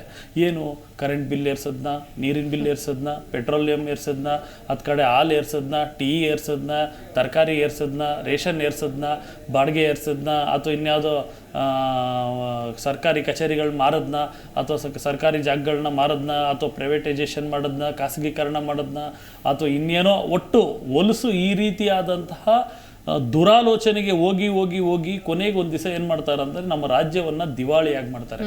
ಹಾಗಾಗಿ ರಾಜ್ಯ ಸರ್ಕಾರಕ್ಕೆ ದಯವಿಟ್ಟು ವಿನಂತಿ ಮಾಡ್ತೀನಿ, ಜನ ಯಾರು ಬಂದು ನೀವು ಗ್ಯಾರಂಟಿಗಳನ್ನ ಕೊಡಿ ಅಂತ ಕೇಳೋವಂಥ ಮನೋಭಾವ ನಮ್ಮ ಕನ್ನಡಿಗರಲ್ಲಿ ಇಲ್ಲ. ನಾವು ಹೇಳೋದು ಅಭಿವೃದ್ಧಿ. ಇವತ್ತು ಇವ್ರು ಗ್ಯಾರಂಟಿಗಳನ್ನ ಘೋಷಣೆ ಮಾಡಿ ಅಭಿವೃದ್ಧಿನೇ ಸಾಕ್ತಾ ಇಲ್ಲ. ಇವತ್ತು ರಸ್ತೆಗಳೇ ಸರಿ ಇಲ್ಲ. ಇವತ್ತು ಒಂದಷ್ಟು ವಿಚಾರಗಳು ಒಳ್ಳೆ ವಿಷಯಗಳಿದೆ, ಅದನ್ನ ಮುಂದುವರಿಸಲಿ. ಬಟ್ ಆದ್ರೆ ಎಲ್ಲರಿಗೂ ಒಂದೇ ರೀತಿಯಾಗಿ ಕೊಡ್ತೀವಿ. ಈಗ ಗ್ಯಾರಂಟಿಗಳನ್ನ ಯಾರಿಗೆ ಅವಶ್ಯಕತೆ ಇದೆ, ನಿಜವಾಗ್ಲೂ ಯಾರು ದುರ್ಬಲರು, ಯಾರು ನಿಜವಾಗ್ಲೂ ಕಷ್ಟದಲ್ಲಿದ್ದಾರೆ, ಯಾರು ಸಂಕಷ್ಟದಲ್ಲಿದ್ದಾರೆ, ಯಾರಿಗೆ ಜೀವನ ಮಾಡೋದಕ್ಕೆ ಅಸಹಾಯಕರಾಗಿದ್ದಾರೆ ಅಂಥವ್ರು ಕೊಡ್ಲಿ. ಅದು ಬಿಟ್ಬಿಟ್ಟು ಇರೋರ್ಗೆ ಇಲ್ದಿರೋರ್ಗೆ ಎಲ್ಲರಿಗೂ ಸೇರಿಸಿ ಕೊಡ್ತಾ ಇದ್ರೆ ಹೆಂಗೆ ಕೊಡಕ್ಕೆ ಸಾಧ್ಯ ಆಗುತ್ತೆ? ಇಲ್ಲ. ಹಾಗಾಗಿ ನನ್ನ ಪ್ರಕಾರ ರಾಜ್ಯ ಸರ್ಕಾರ ಅಷ್ಟೊಂದು ಜನಗಳ ಮೇಲೆ ಪ್ರೀತಿ ಗೌರವ ಇದ್ರೆ ಈ ಗ್ಯಾರಂಟಿಗಳಿಗಿಂತ ಮುಖ್ಯವಾಗಿ ಜನಕ್ಕೆ ಬೇಕಾಗಿರೋದು ಉಚಿತ ಶಿಕ್ಷಣ ಮತ್ತೆ ಉಚಿತ ಆರೋಗ್ಯ. ಇವೆರಡನ್ನ ಕೊಟ್ಟರೆ ಜನ ಇವತ್ತು ದುಡ್ಡು ಇಡ್ತಾ ಇರೋದೇ ಒಂದು ಮಕ್ಳು ಫೀಸ್ಗೋಸ್ಕರ ಇಡ್ತಾರೆ, ಇಲ್ಲಾಂದ್ರೆ ಆರೋಗ್ಯ ಕೆಟ್ಟರೆ ಹಾಸ್ಪಿಟ್ಲಿಗೆ ಇಡ್ತಾರೆ. ಈ ಎರಡೇ ಕಾರಣಕ್ಕೆ ಜನ ಒದ್ಲಾಡ್ತಾ ಇರೋದು, ದುಡಿಮೆ. ಸರ್ಕಾರಿ ಆಸ್ಪತ್ರೆಯಲ್ಲಿ ಚಿಕಿತ್ಸೆನೂ ಉಚಿತ ಇದೆ, ಶಾಲೆಗಳಲ್ಲಿ ಶಿಕ್ಷಣ ಕೂಡ ಉಚಿತ ಇದೆ. Quality of education quality of education ಕೊಡಬೇಕು. ಸರಿಯಾದ ರೀತಿಯಲ್ಲಿ ಜನಗಳಿಗೆ ಹೌದಪ್ಪ ಸರ್ಕಾರಿ ಶಾಲೆ ಕಳ್ಸಿದ್ರೆ ನನ್ನ ಮಗು ಸೂಪರ್ ಆಗಿ ಓದುತ್ತೆ ಅಥವಾ ನನ್ನ ಮಕ್ಳಿಗೆ ಒಳ್ಳೆ ಭವಿಷ್ಯ ಇದೆ ಅನ್ನೋ ರೀತಿ ಇನಿಷಿಯೇಟ್ ತಗೋಬೇಕಲ್ಲ ಸರ್. ದೊಡ್ಡವ್ರ ಮಕ್ಕಳೇನೆ ಈಗ ಅಧಿಕಾರಿಗಳ ಮಕ್ಕಳು, ರಾಜಕಾರಣಿಗಳ ಮಕ್ಕಳು ಎಲ್ಲರೂ ಪ್ರೈವೇಟು ಕಾನ್ವೆಂಟು ಅಂತ ಹೋದಾಗ ಆಟೋ ಓಡಿಸೋ ಒಬ್ಬ ಡ್ರೈವರ್ ಕೂಡ ನನ್ನ ಮಗುನು ಕಾನ್ವೆಂಟ್ ಅಲ್ಲಿ ಓದಬೇಕು ಅನ್ನೋ ಆಸೆಯನ್ನ ಇಟ್ಕೊಳ್ಳೋದು ತಪ್ಪಿಲ್ಲ. ಬಟ್ ಅದನ್ನ ಉನ್ನತೀಕರಿಸಿ ಇವರೆಲ್ಲರೂ ಕೂಡ ಸರ್ಕಾರಿ ಶಾಲೆಗಳಿಗೆ ಕಳಿಸಿದ್ರೆ ನಾವು ದೂರೋದಕ್ಕಿಂತ ಹೆಚ್ಚಾಗಿ ನಾನು ಹೇಳೋದು ಸರ್ಕಾರಿ ಶಾಲೆಗಳನ್ನ ಯಾಕೆ ಅಭಿವೃದ್ಧಿ ಪಡಿಸಬಾರ್ದು. ಸರ್ಕಾರಿ ಶಾಲೆಯಲ್ಲಿ ಇವಾಗ ನಾನು ಹೇಳೋದು 65,000 ಕೋಟಿ ಹೊರೆ ಆಗಿದೆ ರಾಜ್ಯ ಸರ್ಕಾರಕ್ಕೆ ಈ ಗ್ಯಾರಂಟಿಯಿಂದ. ಈ 65,000 ಕೋಟಿನೇ ಉಚಿತ ಶಿಕ್ಷಣಕ್ಕೆ ಆರೋಗ್ಯಕ್ಕೆ ಇಟ್ಟಿದ್ರೆ ಯಾಕೆ ಉಪಯೋಗ ಆಗಲ್ವಾ? ಆಗುತ್ತಲ್ವಾ? ಮತ್ತು ಯಾರು ದುರ್ಬಲರಿದ್ದಾರೋ ಅಂಥವ್ರು ಹುಡುಕೊಡಿ. ನೀವು ಎಲ್ಲರಿಗೂ ಕೊಡ್ತೀನಿ ಅಂದ್ರೆ ಹೆಂಗೆ ಸರಿ ಅದು? ಇರೋನು ಇಲ್ದಿರೋನು ಎಲ್ಲರೂ ಒಂದೇನ ಹಂಗಾದ್ರೆ?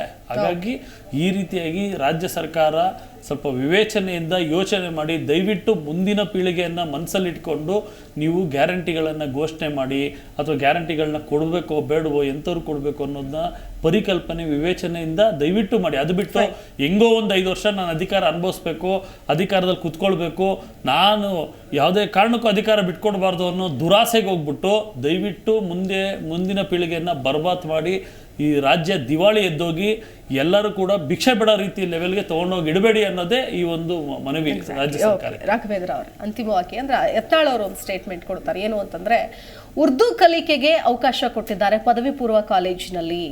ಈ ಸಂದರ್ಭದಲ್ಲಿ ಇದಕ್ಕೆ ಬರಗಾಲ ಎದುರಾಗ್ತಾ ಇಲ್ವಾ, ಇದಕ್ಕೆ ಅನುದಾನದ ಕೊರತೆ ಎದುರಾಗ್ತಾ ಇಲ್ವಾ ನಿಮಗೆ ಅನ್ನುವಂತಹ ಒಂದು ಪ್ರಶ್ನೆ. ಅಂದ್ರೆ ಇಲ್ಲಿ ಯಾಕೆ ನಾನು ಇದನ್ನ ಪಿಕ್ ಮಾಡ್ತಾ ಇದ್ದೀನಿ ಅಂತಂದ್ರೆ ಬೇರೆ ಬೇರೆ ಯೋಜನೆಗಳು ಅದ್ರ ಪಾಡಿಗೆ ಅದು ನಡೀತಾ ಇದೆ. ಸೊ ಅದು ಯಾವುದಕ್ಕೂ ಕೂಡ ಇಲ್ಲದೆ ಇರುವಂತಹ ಕೊರತೆ ಮಾತ್ರ ಕನ್ನಡಕ್ಕೋಸ್ಕರ ಇಟ್ಟಿರುವಂತಹ ದುಡ್ಡಿಗೆ ಕಡಿತ ಮಾಡೋದ್ರಲ್ಲಿ ಬರುತ್ತೆ ಅಂತಂದ್ರೆ ಇದು ಇಚ್ಛಾಶಕ್ತಿಯ ಕೊರತೆ ಅಲ್ಲದೆ ಬೇರೆ ಏನೂ ಅಲ್ಲ. ಇವಾಗ ಅದೇನೆ ಈಗ ನೋಡಿ ಇವ್ರದ್ದು ಏನು ಇವರು ಎಲ್ಲ ರಾಜಕಾರಣಿಗಳೆಲ್ಲ ಪಕ್ಷದವರು ಎಲ್ಲರೂ ಇವಾಗ ಏನಾಗುತ್ತೆ ಹೈಕಮಾಂಡ್ ಗುಲಾಮರು ಎಲ್ಲರೂ ಹೋಗಿ ಡೆಲ್ಲಿಗೆ ಹೋಗ್ಬಿಟ್ಟು ಕೈ ಕಟ್ಕೊಂಡು ಕೈ ಮುಕ್ಕೊಂಡು ನಿಂತ್ಕೊಳ್ಳೋರೆ ನಮ್ಮ ರಾಜ್ಯ ಆಳ್ತಾ ಇರೋರು. BJP ಅವ್ರು ಬಂದರೂ ಸರಿ, ಅವ್ರು ಬಂದರೂ ಸರಿ. ಈಗ JDS ಅನ್ನೋದಿತ್ತು, ಅವರು ಅದೇ ದಾರಿ ಹಿಡಿದಿದ್ದಾರೆ. ಇವತ್ತು ನೋಡಿ ಈಗ ಸುಮಾರು ಕಲಾವಿದರು ಇವಾಗ ಏನಾಗುತ್ತೆ ವಲಸೆ ಹೋಗ್ತಾ ಇದ್ದಾರೆ, ಆಂಧ್ರಕ್ಕೋ ತಮಿಳ್ನಾಡಿಗೆ ವಲಸೆ ಹೋಗ್ತಾ ಇದ್ದಾರೆ. ಏನೋ ಪರಿಸ್ಥಿತಿ ಮಧ್ಯಮ ವರ್ಗದವರಾಗಿರ್ತಾರೆ, ಕಿರುತೆರೆ ಕಲಾವಿದರು. ಈಗ ಟಿ ವಿಯಲ್ಲಿ ಅಲ್ಲಿ ಧಾರಾವಾಹಿಯಲ್ಲಿ ಕಾಣಿಸ್ಕೊಂಡಿರ್ತಾರೆ, ಬೇರೆ ಬೇರೆ ಥರ ಅವರು ಒಂದು ಪ್ರಚಲಿತರಾಗಿರ್ತಾರೆ. ಅವ್ರು ಈ ಕಡೆ ಇಲ್ಲಿ ಭಿಕ್ಷೆ ಬೇಡಕ್ಕೂ ಆಗಲ್ಲ, ಎಲ್ಲೋ ಒಂದು ಕಂಪ್ನಿ ಕೆಲಸ ಮಾಡೋಕ್ಕೂ ಆಗಲ್ಲ. ಈ ಕಡೆ ಒಂದು ಅನುದಾನವೂ ಸರ್ಕಾರದಿಂದ ಒಂದು ವ್ಯವಸ್ಥೆ ಇಲ್ಲ. ಅವರು ಬಾಡಿಗೆ ಕಟ್ಟೋದಕ್ಕೂ ದುಡ್ಡು ಇಲ್ದಿರೋಂಥ ಪರಿಸ್ಥಿತಿ ನಮ್ಮ ಕಲಾವಿದರುಗಳು ಇವತ್ತಿದ್ದಾರೆ. ಅದಕ್ಕೆಲ್ಲ ನೇರ ಕಾರಣ ಇವತ್ತು ನಮ್ಮ ಈ ಸರ್ಕಾರಗಳು. ಇವತ್ತು ಕನ್ನಡ ಉಳಿಬೇಕು ಅಂದರೆ ಮೊದಲನೇದಾಗಿ ಕನ್ನಡ ಶಾಲೆಗಳು ಉಳಿಬೇಕು, ಕನ್ನಡಿಗರು ಉಳಿಬೇಕು. ಕನ್ನಡದಲ್ಲಿ ಇವಾಗ ನಾವು ಒಂದು ಚಾನಲ್ ಇವತ್ತು ಕನ್ನಡದಲ್ಲಿ ಜನ ನೋಡೋರು ಬೇಕು, ಕನ್ನಡ ಪೇಪರ್ ಓದೋರು ಬೇಕು. ಈ ಕನ್ನಡನೇ ಇಲ್ಲ ಅಂದಾಗ ಇವ್ರು ಏನು ಕನ್ನಡ ಅಭಿವೃದ್ಧಿ ಪ್ರಾಧಿಕಾರ ಮುಂದಕ್ಕೆ ಏನು ಮಾಡ್ತಾರೆ? ಇವ್ರಿಗೆ ಏನು ಅಂದರೆ ಬರೀ ಒಂದು ಗೂಟದ ಕಾರು, ಆ ಅಭಿವೃದ್ಧಿ ಪ್ರಾಧಿಕಾರ ಅಧ್ಯಕ್ಷರಿಗೆ ಒಂದು 5 ಜನ ಜವಾನರುಗಳು, ಅವರಿಗೊಂದು ಕಾರು, ಅವರಿಗೊಂದು ಬಂಗ್ಲೆ, ಆಮೇಲೆ ಹೋದಾಗೆಲ್ಲ ಅವ್ರದ್ದು ID ತೋರಿಸ್ಬಿಟ್ಟು ನಾನು ಈಗ ಪ್ರಾಧಿಕಾರದ ಅಧ್ಯಕ್ಷ ಅನ್ನೋದು, ವಿಧಾನಸೌಧ, ಹೈಕೋರ್ಟು, ಎಲ್ಲಿ ಬೇಕು ಅಲ್ಲಿಗೆ ಆರಾಮಾಗಿ ಹೋಗೋದು. ಇದಕ್ಕೆ ಮಾತ್ರ ಸೀಮಿತವಾಗಿ ಇಟ್ಕೊಂಡಿದ್ದಾರೆ, ಯಾವುದೇ ಕನ್ನಡದ ಬಗ್ಗೆ ಧ್ವನಿ ಎತ್ತಲ್ಲ. ಇವತ್ತು ನೋಡಿ, ಇವತ್ತು ನಾವೆಲ್ಲ ಕನ್ನಡ ಸಮ್ಮೇಳನಗಳಿಗೆ ಚಿಕ್ಕ ಹುಡುಗರಿದ್ದಾಗ ಹೋಗ್ತಾ ಇದ್ದೀವಿ. ನಾವೊಂದು ದಿನ ಈ ಥರ ಶಾಲೆ ಆಗ್ತೇವೆ ಅಂತ ನಮ್ಗೆ ಗೊತ್ತಿರಲಿಲ್ಲ. ಆದರೆ ಆ ರೀತಿ ನಮಗೆಲ್ಲ ಅದು ನೋಡಿ ಏನಪ್ಪ ಕನ್ನಡ ಅಂದರೆ ಭುವನೇಶ್ವರಿ ತಾಯಿ. ನಮ್ಮದು ಆ್ಯಕ್ಚುಲಿ ನಾವು ಮೂಲತಃ ಉತ್ತರ ಕನ್ನಡ ಜಿಲ್ಲೆ, ಭುವನೇಶ್ವರಿ ದೇವಸ್ಥಾನ ಇದೆ, ಭುವನಗಿರಿ ಅಂತ. ಆ ದೇವಸ್ಥಾನ ಹೌದು, ಉಳಿಸಿ ಬೆಳೆಸೋದಕ್ಕೆ ಸಹಕಾರಿ. ಇದೇನು ಯಾವುದು ಸುಮ್ಮನೆ ಯಾರು ಮಾಡೋದಿಲ್ಲ ಅಲ್ಲ. ಕನ್ನಡ ಖಂಡಿತ ಉಳಿಯುತ್ತೆ. ಅದನ್ನು ಈ ರಾಜ್ಯ ಸರ್ಕಾರ ಉಳಿಸ್ಬೇಕು ಅಂತ ಇಲ್ಲ. ಕನ್ನಡಿಗ ಅಭಿಮಾನಿ ಇದ್ದಾರೆ, ಕನ್ನಡವರು ಇದ್ದಾರೆ, ಇವತ್ತು ತುಂಬ ಜನ ಇದ್ದಾರೆ. ಕನ್ನಡ ಉಳಿಯುತ್ತೆ. ಆದರೆ ಇದು ಅನುದಾನ ಕೊರತೆ ಮಾಡಿ ಅಂದರೆ ಮೂಲತಃವಾಗಿ ಅವ್ರು ಯಾರಿಗೂ ಜನಗಳಿಗೆ ಕಾಣಿಸಿದ್ದಂಗೆ ಸ್ವಲ್ಪ ಕನ್ನಡನ ಹಾಳು ಮಾಡುವಂಥ ಕೆಲಸ ಮಾಡ್ತಾರೆ. ಇವತ್ತು ನೋಡಿ, ಒಂದು ಕನ್ನಡ ನಾಮಫಲಕ ಹಾಕಿ ಅಂದರೆ ಹೋರಾಟ ಮಾಡಬೇಕಾಗುತ್ತೆ, ಕನ್ನಡದೊಂದು ಮಾತಾಡಿ ಅಂದರೆ ಹೋರಾಟ ಮಾಡಬೇಕು. ಎಲ್ಲದಕ್ಕೂ ನಾವು ಹೋರಾಟ ಮಾಡಬೇಕು. ಅಂದರೆ ನಾವು ಈಗ ಯಾಕೆ ಕನ್ನಡಿಗರ ಸರ್ಕಾರ ಬೇಕು, ನಮ್ಗೆ ಯಾಕೆ ಇದೊಂದು ಸರ್ಕಾರ, ಒಂದು ಸಂವಿಧಾನ, ಎಲ್ಲದನ್ನು ನಮಗೆ ಮಾತ್ರ ನಾಗಾದರೆ ಇವ್ರಿಗೆ ಯಾವುದೂ ಇಲ್ವಾ ಅನ್ನೋರೊಂದು ರೀತಿ ಈಗ ವರ್ತನೆ ಆಗಿದೆ ಇವತ್ತು. ಓಕೆ ಕೃಷ್ಣಗೌಡ್ರು, ನೀವು ಅಂತಿಮವಾಗಿ ಏನು ಹೇಳ್ತೀರಿ ಸರ್? ಏನು ಆಗ್ರಹ ಮಾಡ್ತೀವಿ ಸರ್ಕಾರ? ನೋಡಿ, ಉರ್ದು ವಿಚಾರವಾಗಿ ನೀವು ಕೇಳಿದ್ರಿ. ನೋಡಿ, ರಾಜಕಾರಣಿಗಳು ಎಷ್ಟು ಬುದ್ಧಿವಂತರು ಅಂದರೆ ಮತ ಎಲ್ಲಿ ಸಿಗ್ತದೆ ಆ ಸಮುದಾಯವನ್ನು ನಾವು ಯಾರು ಕೇಳಿರಲ್ಲ ಪಾಪ ಆ ಸಮುದಾಯ. ಆದರೆ ಈ ರಾಜಕಾರಣಿಗಳೆಲ್ಲ ಲೆಕ್ಕಾಚಾರ ಹಾಕಿ ಮಾಡೋದು. ನಾನು ಈ ಉರ್ದು ಬಗ್ಗೆ ಆಗಲಿ ಇನ್ನೊಂದು ಸಮುದಾಯದ ಬಗ್ಗೆ ಆಗಲಿ ನಾವೇನಾದರೂ ಮಾಡಿದ್ರೆ ನಮಗೆ ಮತ ಎಷ್ಟು ಬರ್ತದೆ, ಇವರೆಲ್ಲರೂ ಕೂಡ ಭಾಳ ದುರದೃಷ್ಟಿ ಇಟ್ಕೊಂಡೇ ಮಾಡೋದು. ಮತ್ತು ನಾವು ಅವರಿಂದ ನಮಗೆ ಎಷ್ಟು ಅನುಕೂಲಗಳಿದ್ದಾವೆ ಅನ್ನುವಂಥದ್ದು ನೋಡ್ಕೊಂಡೇ ಮಾಡ್ತಾರೆ. ಮತ್ತು ಇವತ್ತಿನ ರಾಜಕಾರಣಿಗಳಿಗೆ ನಾವು ಇವತ್ತೇನು ಇಷ್ಟೆಲ್ಲ ವಿಶಾಲವಾಗಿ ಚರ್ಚೆ ಮಾಡ್ತಾ ಇದ್ದೀವಿ, ಅದೇನು ಕೂಡ ಬೇಕಾಗಿಲ್ಲ. ಇವತ್ತು ನನಗೆ ಚುನಾವಣೆಗೆ ನಿಂತಾಗ ಜನರು ಎಷ್ಟು ಓಟ್ ಹಾಕ್ತಾರೆ, ಎಷ್ಟು ಓಟ್ ಹಾಕಬೇಕಾದ್ರೆ ನಾನು ಎಷ್ಟು ಜನದ ಹತ್ರ ಹೆಂಗಿರಬೇಕು, ಯಾವ್ಯಾವ ಸಮುದಾಯಕ್ಕೆ ಏನೇನು ಕೊಡಬೇಕು ಇದ್ದಾಗ ಈ ರೀತಿಯ ಒಂದು ವಾತಾವರಣದಲ್ಲಿ ಇವರು ಕೂಡ ಬದುಕುವಂಥ ಒಂದು ಇವತ್ತು ಆ ಸೃಷ್ಟಿ ನಿರ್ಮಾಣ ಮಾಡ್ಕೊಂಡಿದ್ದಾರೆ. ನಾನು ಯಾವಾಗಲೂ ಕೂಡ ನೇರವಾಗಿ ಚುನಾಯಿತ ಪ್ರತಿನಿಧಿ BJP ಇರ್ಬೋದು, JDS ಇರ್ಬೋದು, ಇನ್ನೊಂದಿರ್ಬೋದು, ಕಾಂಗ್ರೆಸ್ ಇರ್ಬೋದು. ಆದರೆ ಮುಂದಿನ ದಿನಗಳಲ್ಲಿ ನಿಮಗೆ ಮುಂದಿನ ದಿನಗಳು ಭಾಳ ಕಷ್ಟ ದಿನಗಳಾಗಿ ಕಾಡ್ತವೆ. ಈಗಾಗಲೇ MP ಚುನಾವಣೆಯಲ್ಲಿ ಅನುಭವಿಸಿದ್ದೀರಿ. ಮುಂದೆ ನೋಡಿ ಜನರು ನೀವು ಅನ್ಕೊಂಡ್ರೆ ಸುಲಭ ಅಲ್ಲ. ಜನರು ಕೂಡ ಎಲ್ಲ ಸಮುದಾಯ ನೋಡೇ ಓಟ್ಗಳನ್ನ ಹಾಕ್ತಾರೆ ಅಂತ ನೀವು ಭಾವಿಸಿದ್ದೀರಿ. ಅದು ತಪ್ಪು ಅಂತಕ್ಕಂಥದ್ದನ್ನ ತೋರಿಸಿದ್ದಾರೆ. ಮುಂದಿನ ದಿನ ಓಲೈಸಿಕೆ ರಾಜಕಾರಣ ಬೇಡ. ಇವತ್ತು ನೀವು ಕಟ್ಟಕಡೆ ಜನರಿಗೆ ನೀವು ಕೊಡಿ, ನಾವು ಬೇಡ ಅಂತ ಹೇಳಿದಿಲ್ಲ. ಆದರೆ ಇವತ್ತು ಸರ್ಕಾರದ ಅನುದಾನ ಒಂದು ಒಳ್ಳೆ ರೀತಿಯಲ್ಲಿ ಆಗಬೇಕು, ಮತ್ತೆ ನಮ್ಮ ಸಂಸ್ಕೃತಿ ಉಳಿಬೇಕು. ಎಕ್ಸಾಕ್ಟ್ಲಿ ಸರ್, ಕೊಟ್ಟಂತಿದ್ದ ಹಣ ಅಟ್ಲೀಸ್ಟ್ ಮೀಸಲಿಟ್ಟ ಹಣವನ್ನ ಕೊಡಿ ಅಂತ ಅಂತಿಮವಾಗಿ ವಿಶ್ವನಾಥ್ ಅವರು ನೋಡಿ, ಸರ್ಕಾರಗಳು ಶಾಶ್ವತ ಅಲ್ಲ, ರಾಜಕಾರಣಿಗಳು ಶಾಶ್ವತ ಅಲ್ಲ. ನೀವು ಮಾಡೋ ಒಳ್ಳೆ ಕೆಲಸಗಳೇ ಶಾಶ್ವತ. ಹಾಗಾಗಿ ಈ ನಾಡು, ನೆಲ, ನುಡಿ, ಜಲ, ಭಾಷೆ, ಜನಗಳ ರಕ್ಷಣೆ ಮತ್ತು ಸೇವೆನೇ ನಿಮ್ಮ ಮುಖ್ಯ ಆದ್ಯತೆ ಅಂದ್ಕೊಂಡು ನಿಜವಾಗ್ಲೂ ಪ್ರಾಮಾಣಿಕವಾಗಿ ಸೇವೆ ಮಾಡಿದ್ರೆ ನಿಮ್ಮ ಹೆಸರು ಸೂರ್ಯಚಂದ್ರ ಇರೋ ತನಕ ಅಜರಾಮರವಾಗಿರುತ್ತೆ. ಇಲ್ಲ ಅಂತಂದರೆ ಕೆಲವು ತಿಂಗಳುಗಳು, ಕೆಲವು ವರ್ಷಗಳಲ್ಲೇ ನಿಮ್ಮ ಹೆಸರೇ ಮಾಯವಾಗಿ ಹೋಗುತ್ತೆ. ಹಾಗಾಗಿ ಒಳ್ಳೆ ಕೆಲಸಗಳನ್ನು ಮಾಡಿ ನಾಡಿನ ಹಿತದೃಷ್ಟಿ, ನಾಡಿನ ಜನಗಳ ಹಿತದೃಷ್ಟಿಗೆ ಮುಂದಾಗಿ ಅಂತ ಹೇಳ್ತಾ, ಅದೇ ರೀತಿ ಜಿ ಕನ್ನಡ ಚಾನಲ್ ಅವ್ರಿಗೂ ಕೂಡ ಅಭಿನಂದನೆ ಸಲ್ಲಿಸ್ತೀನಿ. ಯಾಕೆಂದರೆ ನಾನು ನೋಡಿದ್ದೀನಿ, ಪ್ರತಿಯೊಂದು ಕನ್ನಡ ವಿಚಾರದಲ್ಲಿ ಏನೇ ಬಂದರೂ ಮೊದಲು ಧ್ವನಿ ಎತ್ತುತ್ತೀರಾ. ಹಾಗಾಗಿ ನಿಮ್ಮ ಚಾನಲ್ಗೂ ಕೂಡ, ನಿಮ್ಮೆಲ್ಲ ತಂಡಕ್ಕೂ ಕೂಡ ಅಭಿನಂದನೆ ಸಲ್ಲಿಸ್ತೀನಿ. Thank you sir. 3 ಜನಕ್ಕೂ ಧನ್ಯವಾದಗಳು ಚರ್ಚೆಯಲ್ಲಿ ಭಾಗಿಯಾಗಿದ್ದಕ್ಕಾಗಿ. ಎಸ್ ವೀಕ್ಷಕರೇ, ನೋಡ್ತೀವಿ ಕನ್ನಡ ನಾಡು ನುಡಿ ಪರವಾಗಿ ನಾವೆಲ್ಲರೂ ಕೂಡ ಇದ್ದೀವಿ. ಸೊ ನಮ್ಮ ಸರ್ಕಾರ ಇದೇ ಒಂದು ಕೆಲಸಕ್ಕೆ ಮುಂದಾಗುತ್ತೆ. ಸೊ ಇಂತಹ ಕಾರ್ಯಕ್ರಮಗಳನ್ನ ನಾವು ಯಾವತ್ತೂ ಕೂಡ ಮರೆಯೋದಿಲ್ಲ ಅಂತ ಹೇಳಿ ಅಧಿಕಾರಕ್ಕೆ ಬಂದಂತಹವರು ಇವತ್ತು ಮಾಡ್ತಾ ಇರೋದಾದ್ರೂ ಏನು? ಕಡಿತ, ಅನುದಾನವನ್ನ ಕಡಿತ. ಯಾರ ದುಡ್ಡಿದು? ಜನರ ದುಡ್ಡು. ಜನರ ದುಡ್ಡನ್ನ ಜನರಿಗೆ ವ್ಯಯ ಮಾಡೋದಕ್ಕೆ ನಿಮಗೆ ಯಾಕೆ ಸಮಸ್ಯೆ ಅನ್ನೋ ಪ್ರಶ್ನೆಯನ್ನ ಕೇಳಬೇಕಾಗತ್ತೆ. ಸೊ ಈ ಸಂದರ್ಭದಲ್ಲಿ ಈಗಾಗಲೇ ಎಲ್ಲರೂ ಕೂಡ ಇದರ ಪರವಾಗಿ ಧ್ವನಿ ಎತ್ತಬೇಕು, ಮಾತನಾಡಬೇಕು. ಅಂದಾಗ ಮಾತ್ರ ಎಲ್ಲಾ ಇಲಾಖೆಗಳಿಗೂ ಕೂಡ ಅನುದಾನವನ್ನ ಕಡಿತ ಮಾಡ್ತಾ ಇದ್ದಾರಲ್ಲ, ಅದು ನಿಲ್ಲುತ್ತೆ. ಕೊಟ್ಟಂಗ ಮಾಡಿ ಈ ಕಡೆ ಮತ್ತೆ ವಾಪಸ್ ಕಡಿತ ಮಾಡ್ತಾರೆ ಅನ್ನೋದು ಎಷ್ಟರ ಮಟ್ಟಿಗೆ ಸರಿ? ಅದು ಕನ್ನಡಕ್ಕೋಸ್ಕರ ಇಟ್ಟ ಹಣವನ್ನು ಕೂಡ ಬಿಡ್ತಾ ಇಲ್ಲ ಅಂತಂದ್ರೆ ಸರ್ಕಾರ ಹಾಗಾದ್ರೆ ಯಾವ ಇಲಾಖೆ ದುಡ್ಡು ಬಿಡುತ್ತೆ ಅನ್ನೋ ಪ್ರಶ್ನೆಯನ್ನ ಇಡಬೇಕಾಗತ್ತೆ. ಕಾದು ನೋಡೋಣ. ಅಟ್ಲೀಸ್ಟ್ ಈ ಅನುದಾನ ಕಡಿತವನ್ನ ಮತ್ತೇನಾದ್ರೂ ಸರಿಪಡಿಸುವಂತಹ ಕೆಲಸವನ್ನ ಮಾಡ್ತಾರಾ? ಸಚಿವರು ಖುದ್ದು ಮಾತನಾಡ್ತಾರಾ ಇದ್ರ ಬಗ್ಗೆ? CM ಸಿದ್ದರಾಮಯ್ಯನವರು ಏನ್ ನಿರ್ಧಾರ ತೆಗೆದುಕೊಳ್ತಾರೆ ಅನ್ನೋದನ್ನ ಕಾದು ನೋಡೋಣ ಅಂತ ಹೇಳ್ತಾ ಚರ್ಚೆ ಮುಗಿಸ್ತಾ ಇದ್ದೀನಿ. ನಮಸ್ಕಾರ. ನೋಡ್ತಾ ಇರಿ ಜಿ ಕನ್ನಡ ನ್ಯೂಸ್, ಸತ್ಯವೇ ಸುದ್ದಿಯ ಜೀವ.